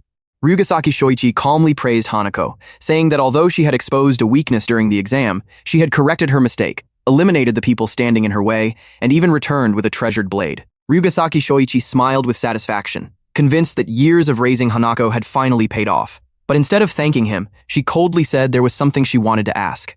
Kaku immediately scolded her for speaking without honorifics, yet Hanako calmly asked whether people like them truly deserved any respect at all. Shoichi narrowed his eyes and questioned what she meant. Hanako answered without hesitation. He always preached righteousness, benevolence, wisdom, sincerity, and honor. Yet, behind everyone's backs, he committed robbery, murder, arson, looting, and even exterminated entire clans. Kaku furiously defended his father, insisting everything had been done for the Ying sect. As Hanako calmly tied her hair into a bun with a moon crescent headpiece that reduced the spiritual energy consumed by spells, she declared that they obsessed over petty etiquette while lacking true righteousness, paid attention to trivial details but possessed no real virtue, cared about authority yet understood nothing about kindness or shame. She then removed her outer clothing, revealing the horseface magical skirt, which boosted the power of spiritual energy techniques by 30% while automatically repairing itself through absorbed spiritual energy. Sensing the spiritual energy gathering in her hand, Shoichi instantly drew one of his swords. Hanako declared that the weak had become slaves while the strong had turned into bandits. Unable to tolerate another word, Kaku charged straight at her, only to be kicked squarely in the face and sent flying before his attack could even land. Shoichi immediately dropped all pretenses and summoned every member of the Ying sect, ordering them to capture her. They attacked together, but Hanako effortlessly blocked one swordsman with her sheath before kicking him in the head. She split another attacker in half, hurled her sword through the neck of a man throwing shuriken, then leaped forward to retrieve her blade as the remaining enemies surrounded her. They pressed in from every direction, trying to overwhelm her through numbers, but the instant another swordsman lunged from the side, Hanako activated instant wall lightning flash. The lightning struck every nearby attacker at once before she burst through the roof. One man searching for her was instantly cut down, another lost an arm, the next lost his head, and the slaughter continued. The surviving disciples couldn't believe an entire group was being crushed by a single girl. They desperately tried to hold formation, while the smarter spectators refused to join the battle. Those fools still believed numbers alone could defeat the sect leader's chosen disciple. Although Hanako came from outside the Ying sect and hadn't inherited Shoichi's martial talent, her swordsmanship ranked among the very best. Watching from afar, Oko Amena, one of the 3 swordmasters of the Ying sect, knew Hanako wouldn't stop until one of them personally stepped in. Nagano Nakayasu, another swordmaster, asked why Meina had only been watching. Mina calmly replied that he wasn't foolish enough to rush in first, while the other 2 masters remained spectators, and his quick draw technique required waiting for the perfect opening. Eventually, the courtyard was littered with corpses. Hanako's breathing grew heavy, and she could barely remain standing. Seeing his opportunity, Mina finally drew his sword. In the blink of an eye, he appeared behind her and slashed across her body, sending blood spraying into the air as a confident grin spread across his face. Longyin sensed Hanako's aura weakening, and asked Hei if he truly had no intention of helping. Hei was surprised she actually cared after being trapped by Hanako earlier, though Longyin admitted escaping the formation had been easy. She had simply assumed Hei ran away with the enemy after they disappeared. Hei revealed that he had planned to intervene all along. He quietly erected a massive golden barrier around the entire building. Longyin couldn't understand why trapping every member of the Ying sect also meant trapping Hanako inside. Hei almost blurted out that it didn't matter, because the Dragon King would take the damage for her, but quickly corrected himself, saying he would bear it instead. Combined with the boiling blood effect, he trusted Hanako could still win. If things truly became hopeless, he would step in. For now, he wanted to ensure not a single member of the Ying sect escaped, because the revenge they sought was total annihilation. Meanwhile, Hanako lay in a pool of blood. Mina proudly declared that his one-hit kill had succeeded, only to watch in disbelief as she slowly stood back up. He couldn't understand how she survived a slash aimed at her neck until he realized she had barely blocked the strike at the final instant. Calling it nothing more than luck, Mena rushed in again. Hanako immediately used spirit object control, shattering the floorboards and launching them at him. Mena easily cut through the debris, mocking the attack as a cheap trick. With boiling blood activated and her damage already reaching 30%, Hanako calmly replied that the debris had never been meant to stop him. It was only there to force him to draw his blade early. She instantly followed with her own strike, only for Mena to block it. Confidently, he declared that even without the first strike advantage of quick draw, his speed alone was enough to parry her. In response, Hanako activated the breaking blade technique. Her sword passed straight through the blade, blocking her attack and cut Mena down. The system immediately updated the blade of crushing momentum post-payment mission. She needed to activate the technique 5 times during battle. Although it consumed enormous amounts of spiritual energy, a successful parry allowed the strike to ignore the opponent's weapon and hit the enemy directly. However, because her spiritual energy was running low, the system advised her to wait before using it again. Watching everything unfold, Ying Sectmaster Matsunagaya Yuno and Swordmaster Nagano Nakayasu realized the weakest of the 3 swordmasters had already fallen. Nakayasu stared at Hanako's completely undamaged blade in confusion, unable to understand how her attack had passed through Mina's sword and struck the man standing behind it. Watching the battle, Yuyo couldn't understand how Hanako's cultivation had risen so dramatically. In the past, Mina's quick draw technique alone would have killed her several times over. He proposed attacking together, not because he lacked confidence, but because sharing the credit sounded better. Nakayasu agreed and promised to support him. He immediately unleashed Skyrending Slash. Hanako bent low to dodge, but Yuyo charged in the instant she lowered her body. She blocked his sword, yet the tremendous force launched her through a wall and out of the building, leaving both hands trembling from the impact. Yuyo stayed on her without giving her a chance to recover, smiling arrogantly as he knocked her sword from her grasp. Hanako instantly activated spirit object control to retrieve it, but before the weapon reached her hand, Yuyo attacked again. Her stone golem hand barely blocked the strike before Nakayasu suddenly slashed her from the side. Yuyo laughed, saying Nakayasu had nearly cut the girl in half, while Nakayasu coldly reminded him that it wouldn't be over until her head was severed. Bleeding heavily, Hanako struggled to her feet. Just as Yuyo moved in to behead her, he froze in disbelief. Not only had she stood up again, but even her clothes were repairing themselves. The massive wound across her waist healed in moments. Unable to believe someone in the condensation realm possessed such healing, he watched as Hanako summoned her sword back with spirit object control.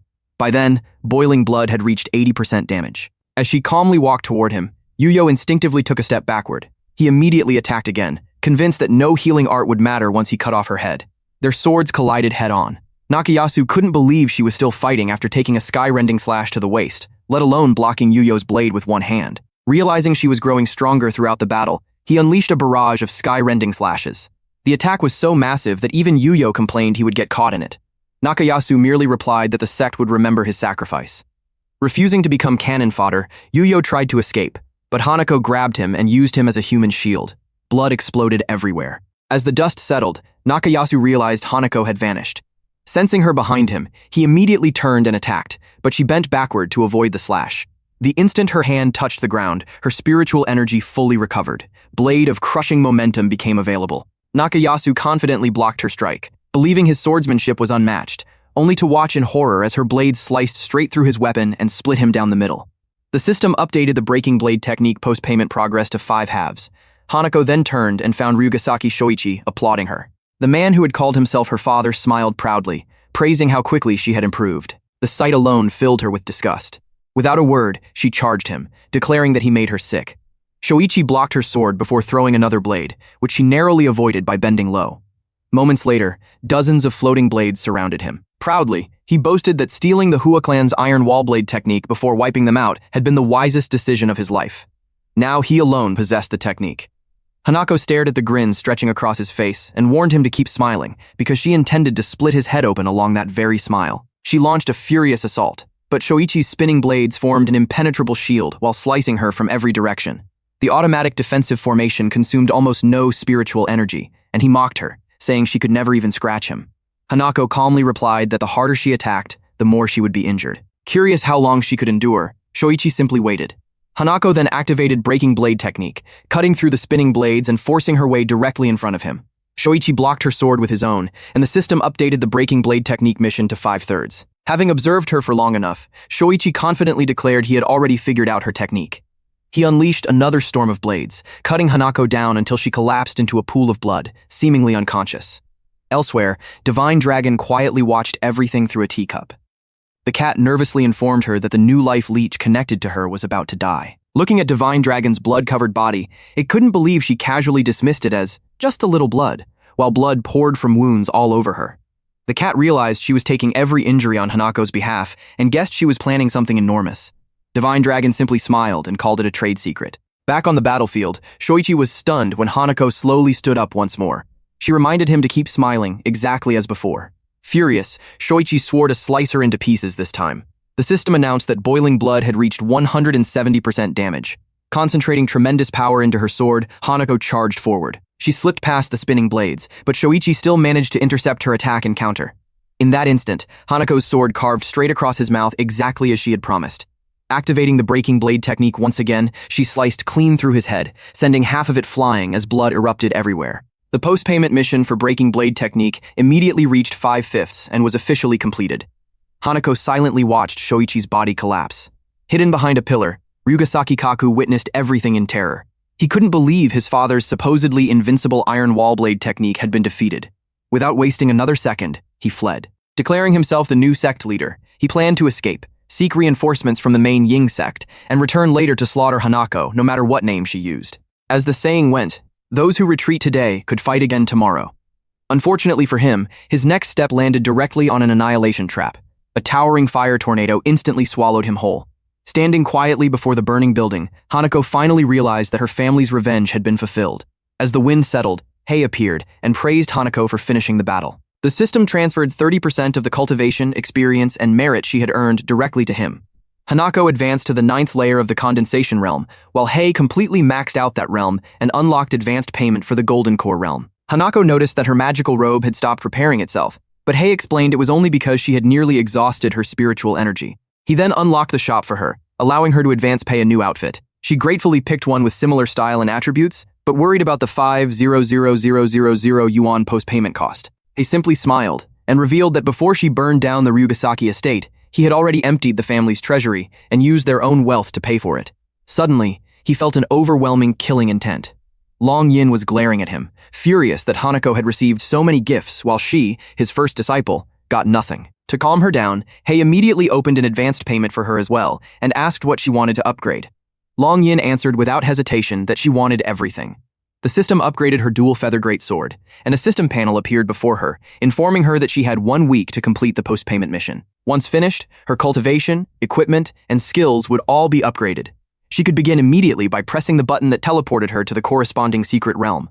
Hei couldn't believe she planned to leave right away when the second mock exam was about to begin, but Long Yin dismissed it as meaningless. All she cared about was reaching ascension in the end, not whatever happened along the way.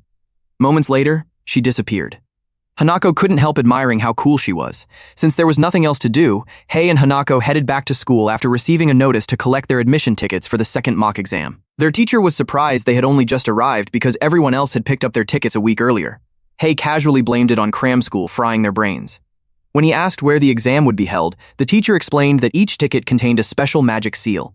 Infusing it with spiritual energy would automatically teleport the user to the examination site. Hei was impressed by how advanced the system was. Teacher Qingyan then reminded him that after dominating the previous mock exam and rising to first place in the entire school, everyone would be watching him. Hei modestly claimed it had all been luck. Qingyan warned him that this exam would involve students from 10 different schools, meaning the competition would be much fiercer, and some participants would stop at nothing to win. The next day, Hanako asked Hei whether they would end up at the same exam site. Hei admitted the assignments were completely random, wished her good luck, and said they would meet again at the finish line. Activating his ticket, he was instantly transported into the giant wood forest. Seeing the towering trees in person made him realize they were far larger than anything described in the exam handbook. A drone soon appeared to announce the official start of the exam. Elsewhere in the forest, a student was suddenly attacked by a hungry 5th-layer spirit-guiding realm bear fiend. He answered with a single punch that blasted the beast away. In another part of the forest, Li Junhao from number 6 middle school, ranked 3rd in his school, casually used another bear fiend as a punching bag while his blonde supporters cheered him on. Junhao proudly declared that the monsters were nothing more than warm-ups, and convinced himself that he had only lost to Hei in the first mock exam because of carelessness, not because he was weaker. Suddenly, an enormous 6th-layer condensation realm glasses bear fiend appeared before him. Its scar-covered body and terrifying aura rivaled the mushroom fiend from the previous exam. While the blonde girls admired his bravery, Junhao's legs were secretly trembling so badly that he couldn't move. His trauma from the last mock exam had completely paralyzed him. Before anything happened, however, the bear suddenly sensed something even more terrifying and fled in panic. Junhao looked up in confusion just as Hei casually sprinted past him. The pressure from Hei's passing alone almost knocked him off balance. Hei happily chased after the fleeing bear as though hunting powerful fiends were nothing more than entertainment. Later, Junhao came across a blood-stained tree, surrounded by signs of a fierce battle. Looking into the nearby bushes, he turned pale. Nearly a dozen elite fiends from the 5th and 6th layers of the condensation realm lay dead. Hei had wiped them all out without breaking a sweat. At that moment, Junhao finally realized how foolish he had been to think he could rival him. Soon afterward, the scoreboard appeared through mana projection, announcing the start of Subject 2.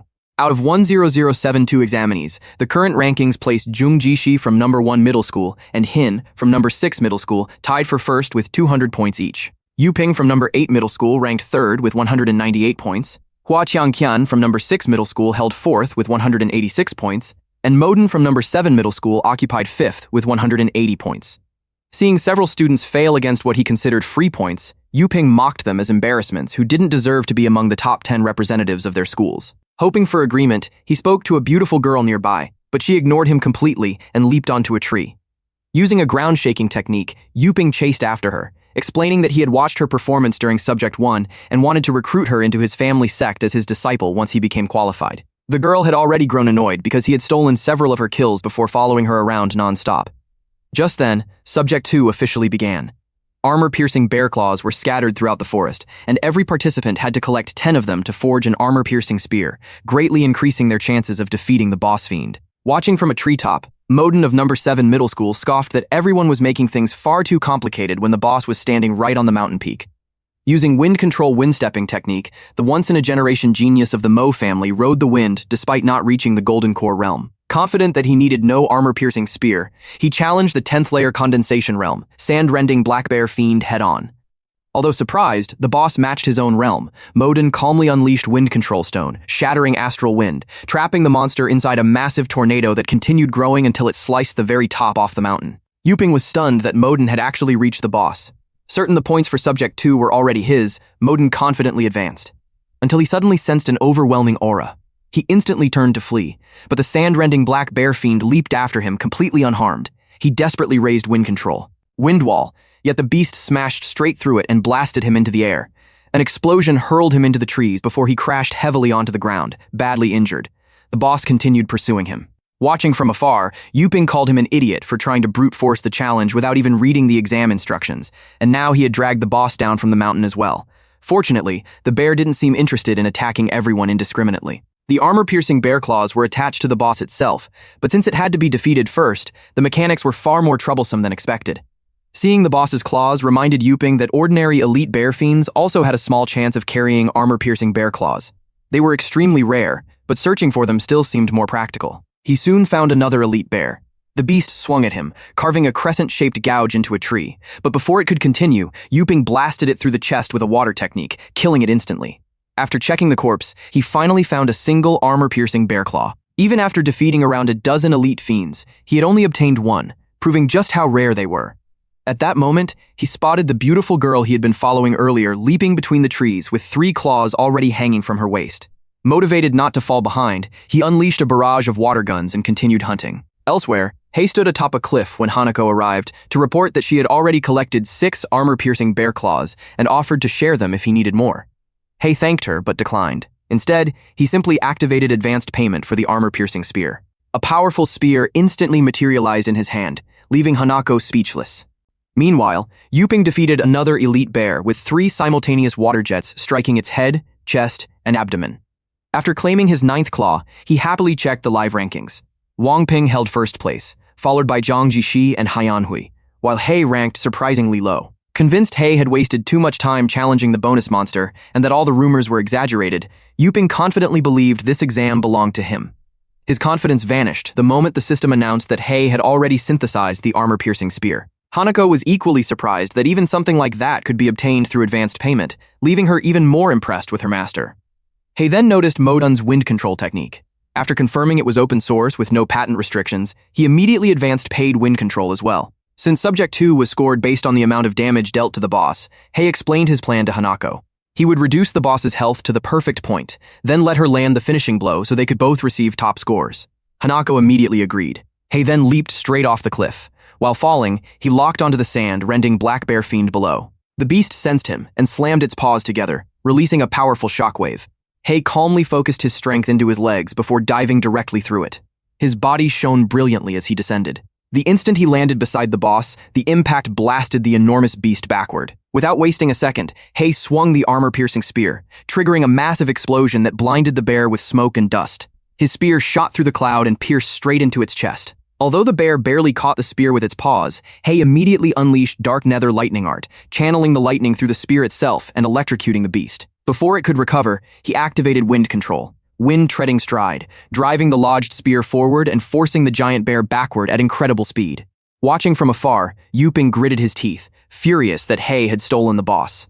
Meanwhile, the unconscious Modun finally woke up. Looking around, he was shocked to find the once invincible boss completely cornered by the same transfer student.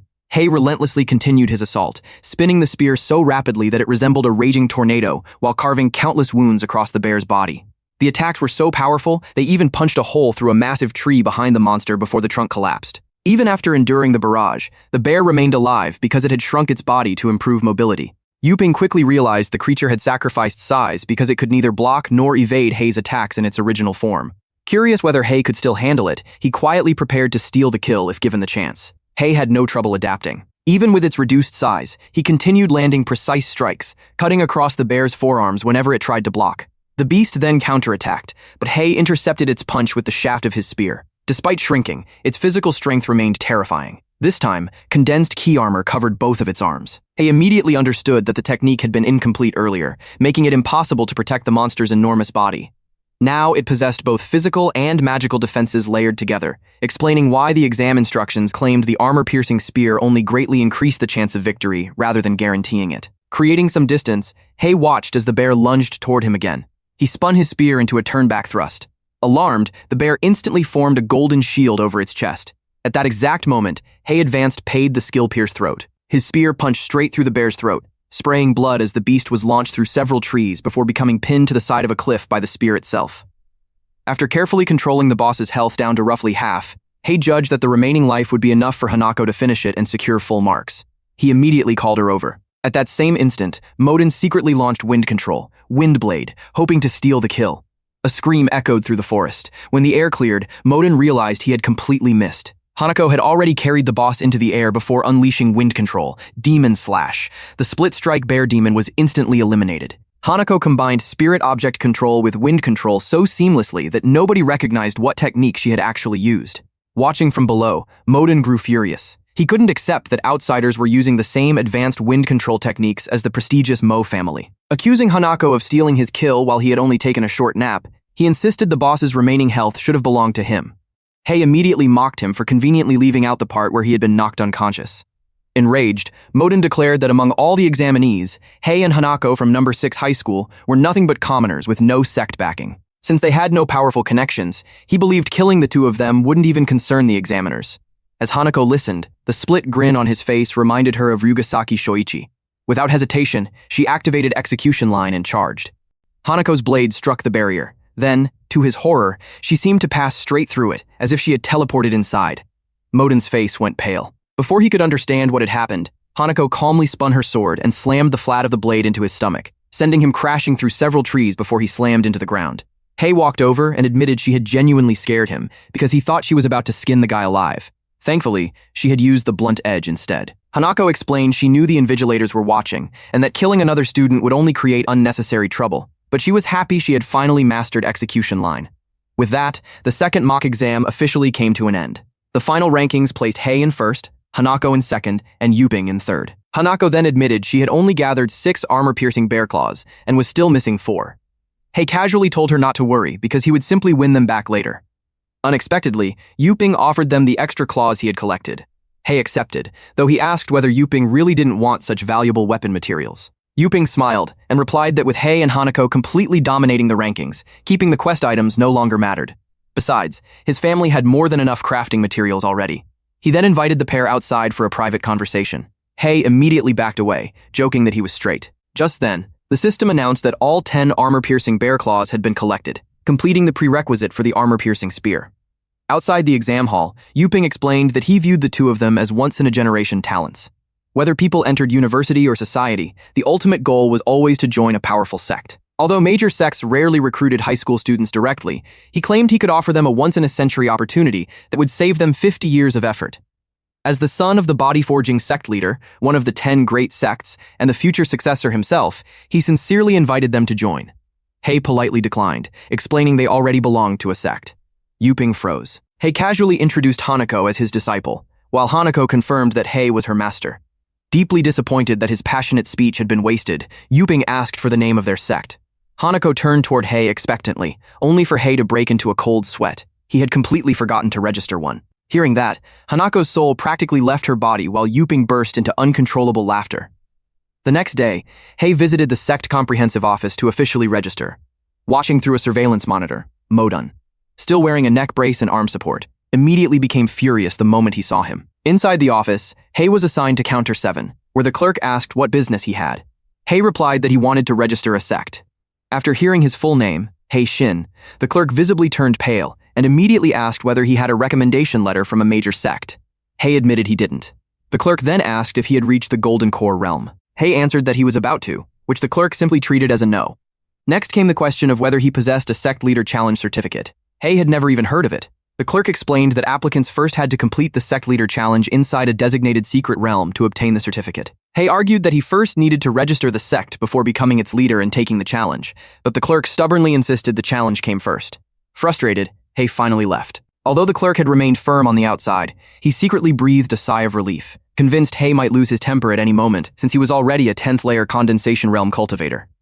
Just then, Modun walked over and smugly declared there was no reason to fear someone so insignificant. He insisted He might have reached the 10th layer, but he had still lost to him during the second mock exam. The clerk glanced at Modun's neck brace and injured arm, silently deciding that the injuries suggested the opposite, but he still gave his cousin an awkward thumbs up anyway. Modun then revealed the truth. The first 2 registration requirements were already difficult enough, but applicants normally passed a preliminary review, received a temporary sect leader certificate, completed the challenge, and only afterward underwent the final review for official registration. He had deliberately altered the procedure, specifically to block He from ever establishing a sect. Proudly reminding everyone that the entire registration office belonged to the Mo family, Modun vowed to make He's life miserable forever after being humiliated. That night, He asked Hanako what was required to break through to the Golden Core realm. She explained that reaching the 10th layer of the condensation realm was only the first step, which he had already completed. He also needed 2 extremely rare herbs, the Blazing Flame Mushroom and the Chillbone Herb, both of which could only be harvested inside high-level secret realms.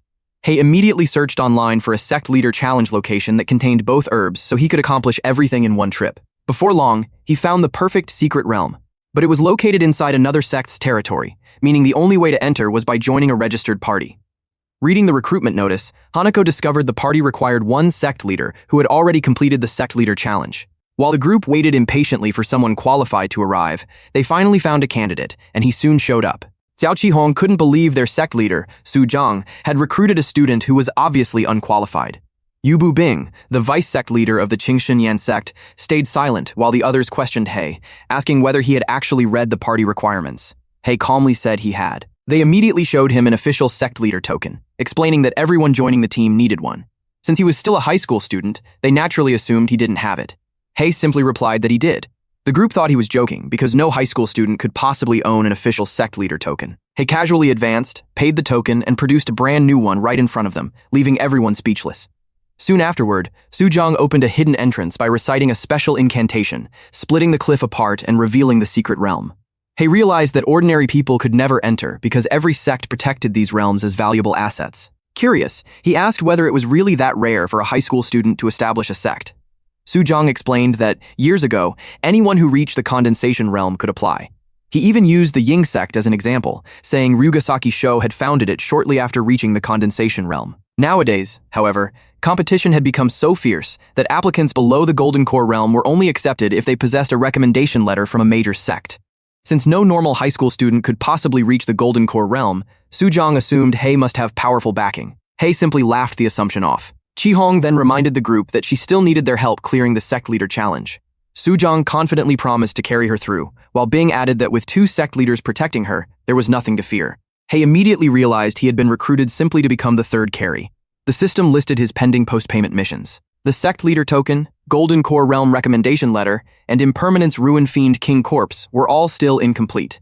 His Golden Core Realm mission also required the Blazing Flame Mushroom and Chillbone Herb, while Wind Control still needed both comprehension and practice progress. At that moment, the system announced that the Golden Core Realm had been successfully advanced paid, allowing him to assign post-payment missions to his disciples. Since Hanako also needed wind control training, Hai immediately delegated that mission to her. Meanwhile, Chi-hong quietly asked Sujong how strong their outsider really was. Believing Hay looked naive, Sujong secretly switched to voice transmission and assured the others that Hay was nothing more than expendable cannon fodder who wouldn't interfere with their real objective. Before long, the group reached a fork with 3 different paths. Chi-hong found it strange because Bing had supposedly cleared the challenge before, yet the route looked unfamiliar. Bing explained that the Impermanence Ruin constantly changed its layout every time someone entered. Otherwise, it would never qualify as a proper sect leader challenge. He then used his divine sense to scout the 3 routes before kindly recommending that Hay take the middle path, claiming it was the safest. Hay accepted without hesitation, exactly as they had hoped. The moment he disappeared, the 3 of them laughed, calling him hopelessly gullible. Their trick always worked, because there were plenty of fools like him. Taking another route themselves, Chi-hong asked how dangerous Hay's path really was. Sujong replied that the difference was like heaven and earth. He had detected countless powerful fiend auras there, far beyond anything they had encountered, meaning Hay would almost certainly die. They concluded that his sect leader token must have come through connections and, judging by his lack of combat experience, he was probably panicking already. Meanwhile, Hay calmly continued forward until an arrow suddenly shot toward him. He casually deflected it, traced its origin, and answered with wind control. Sky-breaking palm. The blast shattered the surrounding walls and sliced a hidden Shadowstalker archer at the 5th layer of the condensation realm cleanly in half. Hay praised the fiend's invisibility because he had barely noticed the arrow, but thanks to his advanced paid Golden Core realm, his perception of demonic aura had become far sharper. Another arrow flew toward him. Hay immediately fired another attack toward its source, cutting down another hidden fiend. Moments later, a shadow fiend burst from the ground and slashed at his leg. Hay effortlessly blocked the attack, mocked it for thinking it could hide at such close range, then pinned it with his spear before shredding it into pieces. Sensing another hidden enemy ahead, he thrust his spear forward, found nothing, then swept it in a wide arc before spinning in place. The rotating spear instantly beheaded several invisible fiends and tore their bodies apart. More arrows rained down from behind.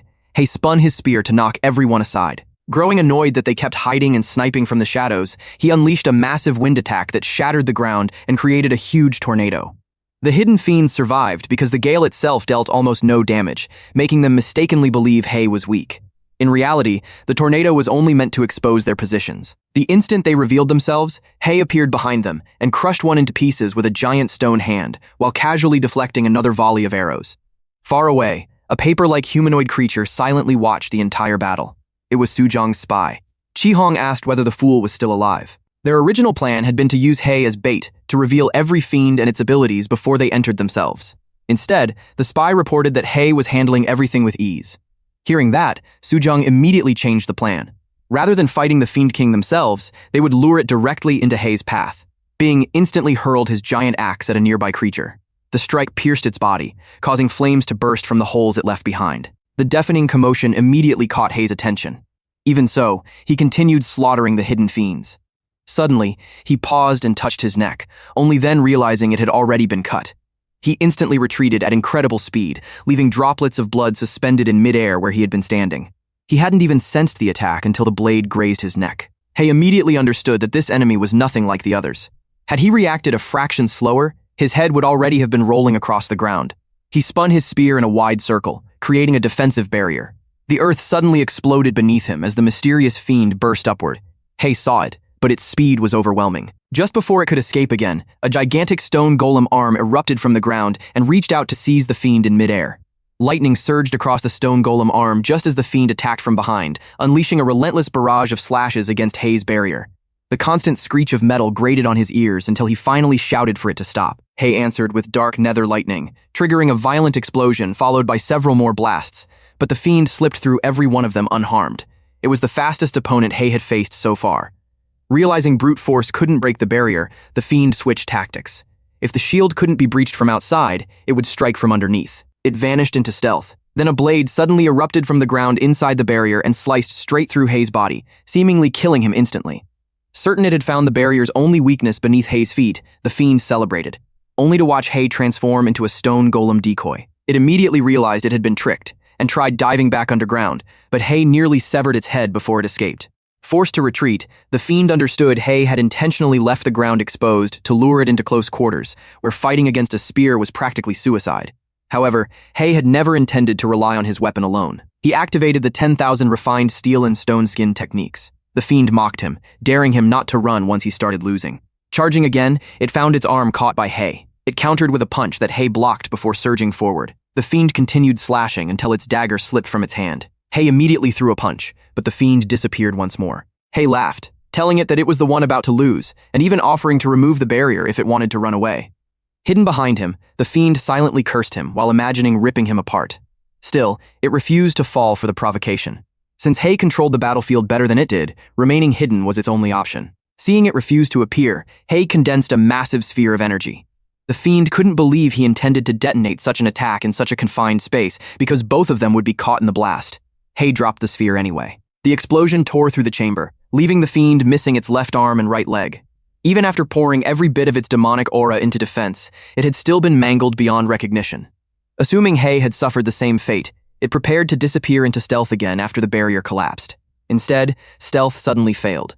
Hei grabbed it by the hair and smiled. "Don't run, we're not done playing yet." The fiend couldn't comprehend why Hei was completely unharmed. During the blast, Hei had instantly activated Stone Shield, and while he wasn't entirely uninjured, the Dragon King's shared health quickly restored him. Before Hei could finish the fiend himself, an even greater threat appeared. A golden core realm-blazing flame mushroom fiend erupted into the tunnel and unleashed a devastating stream of fire that incinerated everything in its path, leaving only scorched earth behind. Hei barely escaped in time. He immediately recognized that this boss belonged to an entirely different tunnel and had no reason to be there. Before he could think further, his instinct screamed again. A freezing attack shot toward him, and he vanished at the last possible moment. Had he reacted even slightly slower, he would have been frozen solid against a tree. Looking toward the source, Hei discovered something even worse. The frost boss fiend from the third tunnel had also been lured there. Releasing his divine sense, he confirmed exactly what he had suspected. Hidden behind the tunnel walls were Su Jiang and the others. Those scumbags had deliberately interfered. Hei instantly charged toward the frost boss fiend. The stealth fiend had just begun regenerating when it watched Hei rush straight at the ice monster. The frost fiend fired another freezing attack, and Hei dodged it at the final instant, causing the blast to continue straight into the blazing flame mushroom fiend. The fire monster was instantly frozen. Only then did the stealth fiend understand Hei's plan. He was using ice to defeat fire. The enraged flame fiend shattered the ice with an explosion of blazing flames, launching a colossal fire beam that shot directly toward the frost fiend. Once the smoke cleared, the two boss monsters found themselves glaring at each other instead of Hei. The stealth fiend could only curse their stupidity. Taking advantage of the moment they lost focus, Hei dashed between them at lightning speed. After drawing both of their attention, he casually raised his middle finger. Exactly as expected, the enraged bosses charged after him, unleashing devastating fire and ice attacks, while Hei continued leading them deeper into the tunnels. Meanwhile, Su Jiang's group heard the battle rapidly approaching. Su Jiang immediately understood Hei's strategy. Instead of being lured, Hei was reversing the trap and dragging every boss toward them. At first, he found the idea insulting, but after remembering Hei had survived 3 different boss monsters at once, he realized this wasn't a bluff. Hei truly possessed terrifying combat ability. Deciding not to risk it, the group immediately retreated toward the entrance so they could escape if necessary. The moment they moved, however, glowing runes spread across the ground beneath their feet. They froze. A trap formation had already been activated. The explosion erupted instantly. Su Jiang and Bing barely protected themselves, but Qi Hong was caught directly in the blast, losing her right arm and left leg. Crying in agony, she begged Su Jiang to save her.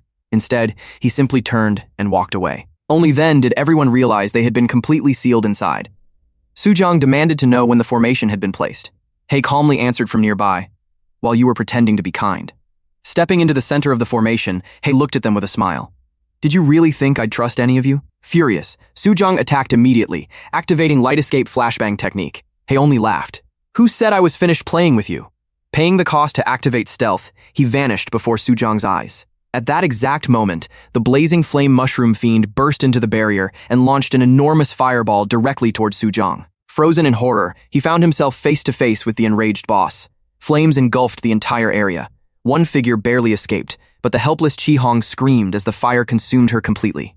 While Su Jiang desperately retreated, the frost boss fiend attacked from the opposite side. Forced to activate a light shield, he suddenly found himself trapped between two Golden Core Realm boss monsters. Shouting for Bing to help, Sujong was stunned when Bing staggered forward, coughing blood. Bing revealed the truth. Someone had ambushed him without him sensing even the slightest presence. A blade had pierced straight through his back and then was slowly pulled free. He stepped into view with his spear in hand, leaving Sujong completely stunned when he vanished once again. Watching from the shadows, the stealth fiend remained silent. Stealth was the technique it had spent its entire life perfecting, yet Hei had copied it after seeing it only once. That alone forced the fiend to reconsider whether it could ever defeat someone like him. The barrier allowed entry, but prevented escape, leaving the fiend hesitating over whether it should get involved. Inside, the blazing flame mushroom fiend continued flooding the area with fire, while Sujong desperately searched for a way out. At the same time, the frost boss fiend bombarded him with exploding ice orbs, cutting off every escape route. Forced backward, Sujong realized the flames were about to consume him. He immediately activated Great Flame of Light to shield himself. A deafening explosion followed as the barrier shattered. That had been Sujong's true plan all along, using the boss monster's attack to destroy the formation. Believing he had escaped, he shouted that no matter where Hei was hiding, he would never live long enough to take the college entrance exam. He even swore that once he returned to his sect, Hei's entire sect would be exterminated. Before he could finish, blood suddenly sprayed from his neck.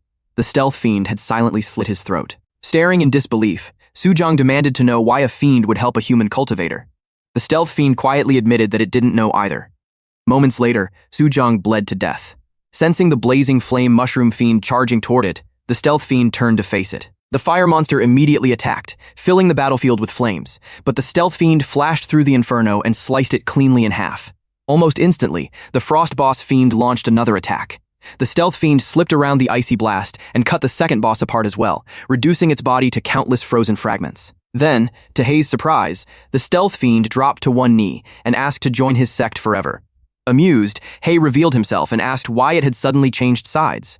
The fiend honestly admitted that if the blazing flame mushroom fiend hadn't interrupted earlier, Hei would have killed it already. It had also realized Hei was unlike any cultivator it had ever met. Not only had he mastered its signature stealth technique after seeing it once, but among every challenger who had entered the sect leader trial, Hei was by far the youngest and possessed the greatest potential. Besides, it had always despised those two foolish mushroom fiends anyway. To prove its sincerity, it presented their remaining fiend cores along with the blazing flame mushrooms and chillbone herbs Hei needed. Hei calmly replied that offering someone else's fiend cores wasn't much of a sacrifice. If it truly wanted to prove its loyalty, it should hand over its own fiend core instead. The stealth fiend immediately froze. Behind it, Hei quietly readied his blade. Trembling, the fiend finally struck its own chest, tore out its fiend core, and respectfully offered it to Hei. The system instantly updated his progress. The Sect Leader token, Golden Core Realm Breakthrough, Impermanence Ruin Fiend King Core, Blazing Flame Mushroom, Chillbone Herb, and every wind control objective had all been completed. The following morning, Hei answered the door to find Hanako standing outside with breakfast after finishing her morning jog. Although he had already given her a spare key, she explained that she still preferred knocking because he might have been doing something strange inside. Hei awkwardly insisted he hadn't been doing anything suspicious. Hanako ignored the excuse, frowning because the room itself felt strange. Suddenly, she spun around and grabbed an invisible arm. Instantly realizing a demon was hiding nearby, she tightened her grip. The stealth fiend reluctantly dropped its concealment and admitted it had only wanted to pat her shoulder as a prank. It hadn't even fully hidden its aura, yet Hanako still detected it, earning its sincere respect. Calling her senior sister, the fiend formally greeted her. Hanako immediately understood that Hei had actually accepted a demon as his disciple. She could only sigh and remark that her master truly accepted anyone. Deciding there was nothing more to say, she went to take a bath. Just then, someone knocked on the front door again. It was Yuping. Unsure how he would react to finding a demon inside the house, Hei quietly instructed the stealth fiend to hide. To his surprise, it slipped directly into the bathroom instead. Hei welcomed Yuping inside and asked what had brought him over. Smiling, Yuping handed him a recommendation letter.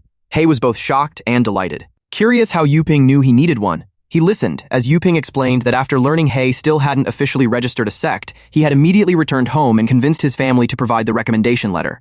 Since he couldn't recruit Hei into his own sect, he figured helping him instead was the best investment. While chatting, one of Hei's remarks caught Yuping's attention. Hei casually mentioned he only needed the recommendation letter now. Surprised, Yuping asked whether he had already completed everything else, including the sect leader challenge. Hei simply nodded. Yuping's eyes lit up with admiration. He had always believed Hei was talented, but he never imagined he had accomplished so much so quickly. With nothing left to discuss, Yuping said goodbye, reminding Hei to contact him anytime he needed help in the future. As he climbed into his green car and drove away, even his driver noticed how highly he regarded Hei. Yuping smiled and replied that someone with Hei's potential was absolutely worth befriending. The driver guessed that Yuping valued Hei because he had risen from an ordinary background to reach the true condensation realm at such a young age.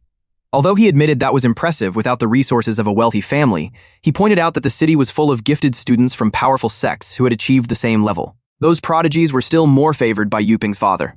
Yuping calmly replied that while he respected his father's judgment, he had his own standards. He also warned the driver to stop calling his father the old man or find another job. The driver immediately apologized. As they drove away, Yuping couldn't stop thinking about Hei. Judging from the aura he had sensed, Hei had most likely already reached the Golden Core realm. Back home, Hei completed his sect registration online and confirmed his Golden Core realm status, unlocking limited access to advanced techniques and equipment. Just then, he realized Hanako and the stealth fiend had been in the bathroom for quite a while. Inside, the stealth fiend quietly pulled back the shower curtain with a grin, startling Hanako. Claiming it only wanted to test her strength, it stepped far too close and teased her, only to be blasted away by her spell. The explosion shook the neighborhood, leaving nearby residents wondering whose gas tank had exploded. Looking at the damaged house, Hei sighed that the two of them had almost destroyed his home. Fortunately, he had already paid the repair costs, so the post-payment mission would become their responsibility. The stealth fiend complained it hadn't become his disciple just to do chores, but Hei promised better rewards, and possibly even the return of its fiend core if it completed the mission well. It reluctantly accepted. Hanako insisted the mission should have been hers since she caused the damage, but Hei told her she had something more important. He had already paid the blood-boiling curse mark and fused the blood-boiling effect directly into the blood curse on her body, allowing her to gain its power without drawing the dagger anymore. She then asked if Long Yin was still busy with her upgrade missions, and Hei replied that he had assigned her several more tasks, making Hanako complain that he always singled Long Yin out. Later that night, the retired teacher Tao was peacefully training in the park when a spatial rift suddenly opened overhead and a terrifying monster emerged right in front of him. Before it could attack, a calm voice ordered him to move aside. Long Yin casually kicked the monster away, launching it onto a distant mountain. Teacher Tao instantly realized that this boss fiend was far stronger than the mushroom fiend from the first mock exam, yet Long Yin had defeated it with a single kick. He thanked her for saving him, but she only remembered him as the teacher who had accepted her money to let her enroll. After she left, Teacher Tao wondered whether returning every bribe he had taken might actually earn him some blessings. As he walked home, he suddenly noticed the chemistry teacher's aura had disappeared and caught the faint smell of blood. Moments later, two robed figures stepped out from the shadows. Mistaking them for students, he questioned why they were still wandering around the school. The pair calmly asked why he assumed they were students. Looking down, Teacher Tao saw blood staining their robes and immediately realized they had murdered the chemistry teacher. Pretending nothing was wrong, he awkwardly excused himself before secretly fleeing with his god-walking technique. Just as he reached for his phone to call the police, the two men effortlessly caught up to him. One fired a crimson beam straight through his chest, sending his phone crashing to the ground. The other criticized his partner for making unnecessary noise, but the attacker replied that he had already weakened the spell and that soundproofing talismans covered the area anyway. After ordering him to clean up the scene, the two robed men departed and quietly took up position on a nearby cliff, watching over the place where their real operation was about to begin. The robed man could barely contain his excitement. This mission was his chance to make a name for himself. The next day, Hei headed to the university alone, since all of his disciples were busy completing their post-payment missions. On the way, a luxury car pulled up beside him. After confirming that he was Hei Xin, the driver stepped out and scolded him for failing to recognize the sect leader of the 100 Refinement sect.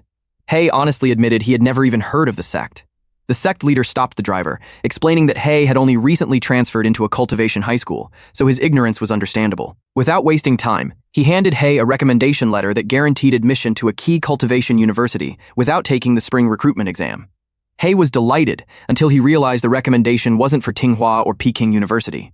The driver immediately called him ungrateful, saying countless people dreamed of such an opportunity. The sect leader calmly explained that, although it wasn't one of the top 2 schools, it still belonged among the nation's top 100 cultivation universities.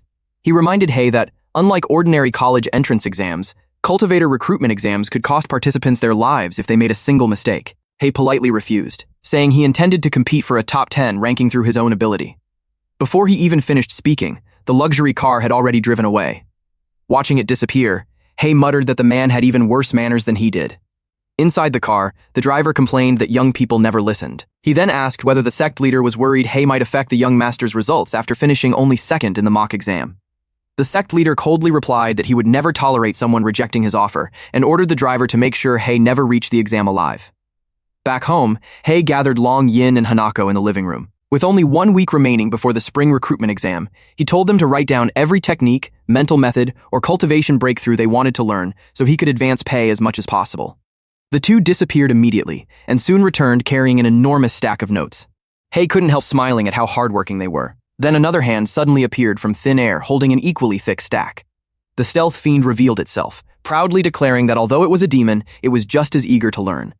As it handed over its study list, Hanako noticed it deliberately showing off its figure. Both she and Long Yin instantly realized it was trying to distract their master, and Long Yin silently decided to teach it a lesson someday. Over the following days, everyone focused entirely on cultivation. Meanwhile, the two robed men secretly buried countless talismans beneath a nearby cliff, while hiding them from spiritual detection. One of them questioned how his partner knew this would become the spring recruitment exam site a week later. The other simply replied that humans had never truly been united. After finishing the formation, the first man said he planned to take on another job, only to be scolded for accepting assassination missions involving cultivators. At the same time, Hei reviewed the requirements for the infernal aspect. He needed permission to recruit demon disciples, an infernal aspect demon core, and mastery of the infernal aspect technique. After advancing numerous techniques for his disciples, only Long Yin's infernal aspect mission remained. Since several steps required procedures at the cultivator's mansion, Hei decided to complete them himself. Once finished, Long Yin would be officially recognized and able to move freely within the human world. The system then informed him that the required demon core came from a golden core realm great demon known as the Burning Antelope, famous for its disguise abilities. Oddly enough, the suggested location wasn't inside a secret realm, but deep within a desolate wilderness. As Hei arrived, he spotted a robed man standing atop a cliff. After comparing Hei's face with a bounty poster, the stranger calmly announced that someone had placed a bounty on his life and told him not to take it personally. Completely unfazed, Hei simply asked who he was. The man's presence was so strange that Hei couldn't sense him at all. In the next instant, the assassin vanished and reappeared behind him, mocking Hei for reacting even slower than the old man he had hunted during a late-night jog. A crimson beam instantly blasted toward Hei, carving a massive trench through the ground. When the attacker looked again, Hei had already disappeared. Instead, Hei casually stood behind him, scratching his head and complaining that the man had started attacking before even introducing himself. He calmly repeated his question about who had placed the bounty. Furious, the assassin released an overwhelming surge of power that forced Hei backward before disappearing into a cloud of smoke. In an instant, he closed the distance again and unleashed a kick. Hei dodged cleanly. The assassin twisted his leg mid-air and attacked again, but Hei ducked beneath it as the impact shattered the ground. Laughing, the assassin mocked Hei for doing nothing except running away before deciding to finish everything with his ultimate technique. Light escape. Cage of light. Just as Hei prepared to respond, an enormous pillar of blinding light erupted across the battlefield, so powerful that even the assassin's partner watching from far away frowned in confusion, wondering why he had already resorted to his strongest move. The second robed man frowned from afar. Just what kind of opponent required his partner to unleash an attack that powerful? As the blinding light faded, it left behind a massive crater. Hei's aura had completely disappeared, so the assassin confidently assumed the mission was over and that a chest full of top-grade spirit stones was as good as his. But when the smoke cleared, a familiar silhouette was still standing. Hei calmly admitted he had only wanted to see whether the technique was worth advancing for himself. It was interesting, but without opening a barrier, even he wouldn't have been able to block it. The assassin was stunned. He had sensed no living presence inside the barrier. Hei smiled and revealed the truth. The one taking the attack had never been alive. A crude stone substitute shaped like him stood where he had been, complete with a hilariously goofy face. Realizing he had completely misjudged his target, the assassin immediately turned to flee, planning to collect the bounty another day. Before he could escape, a fist burst out of nowhere.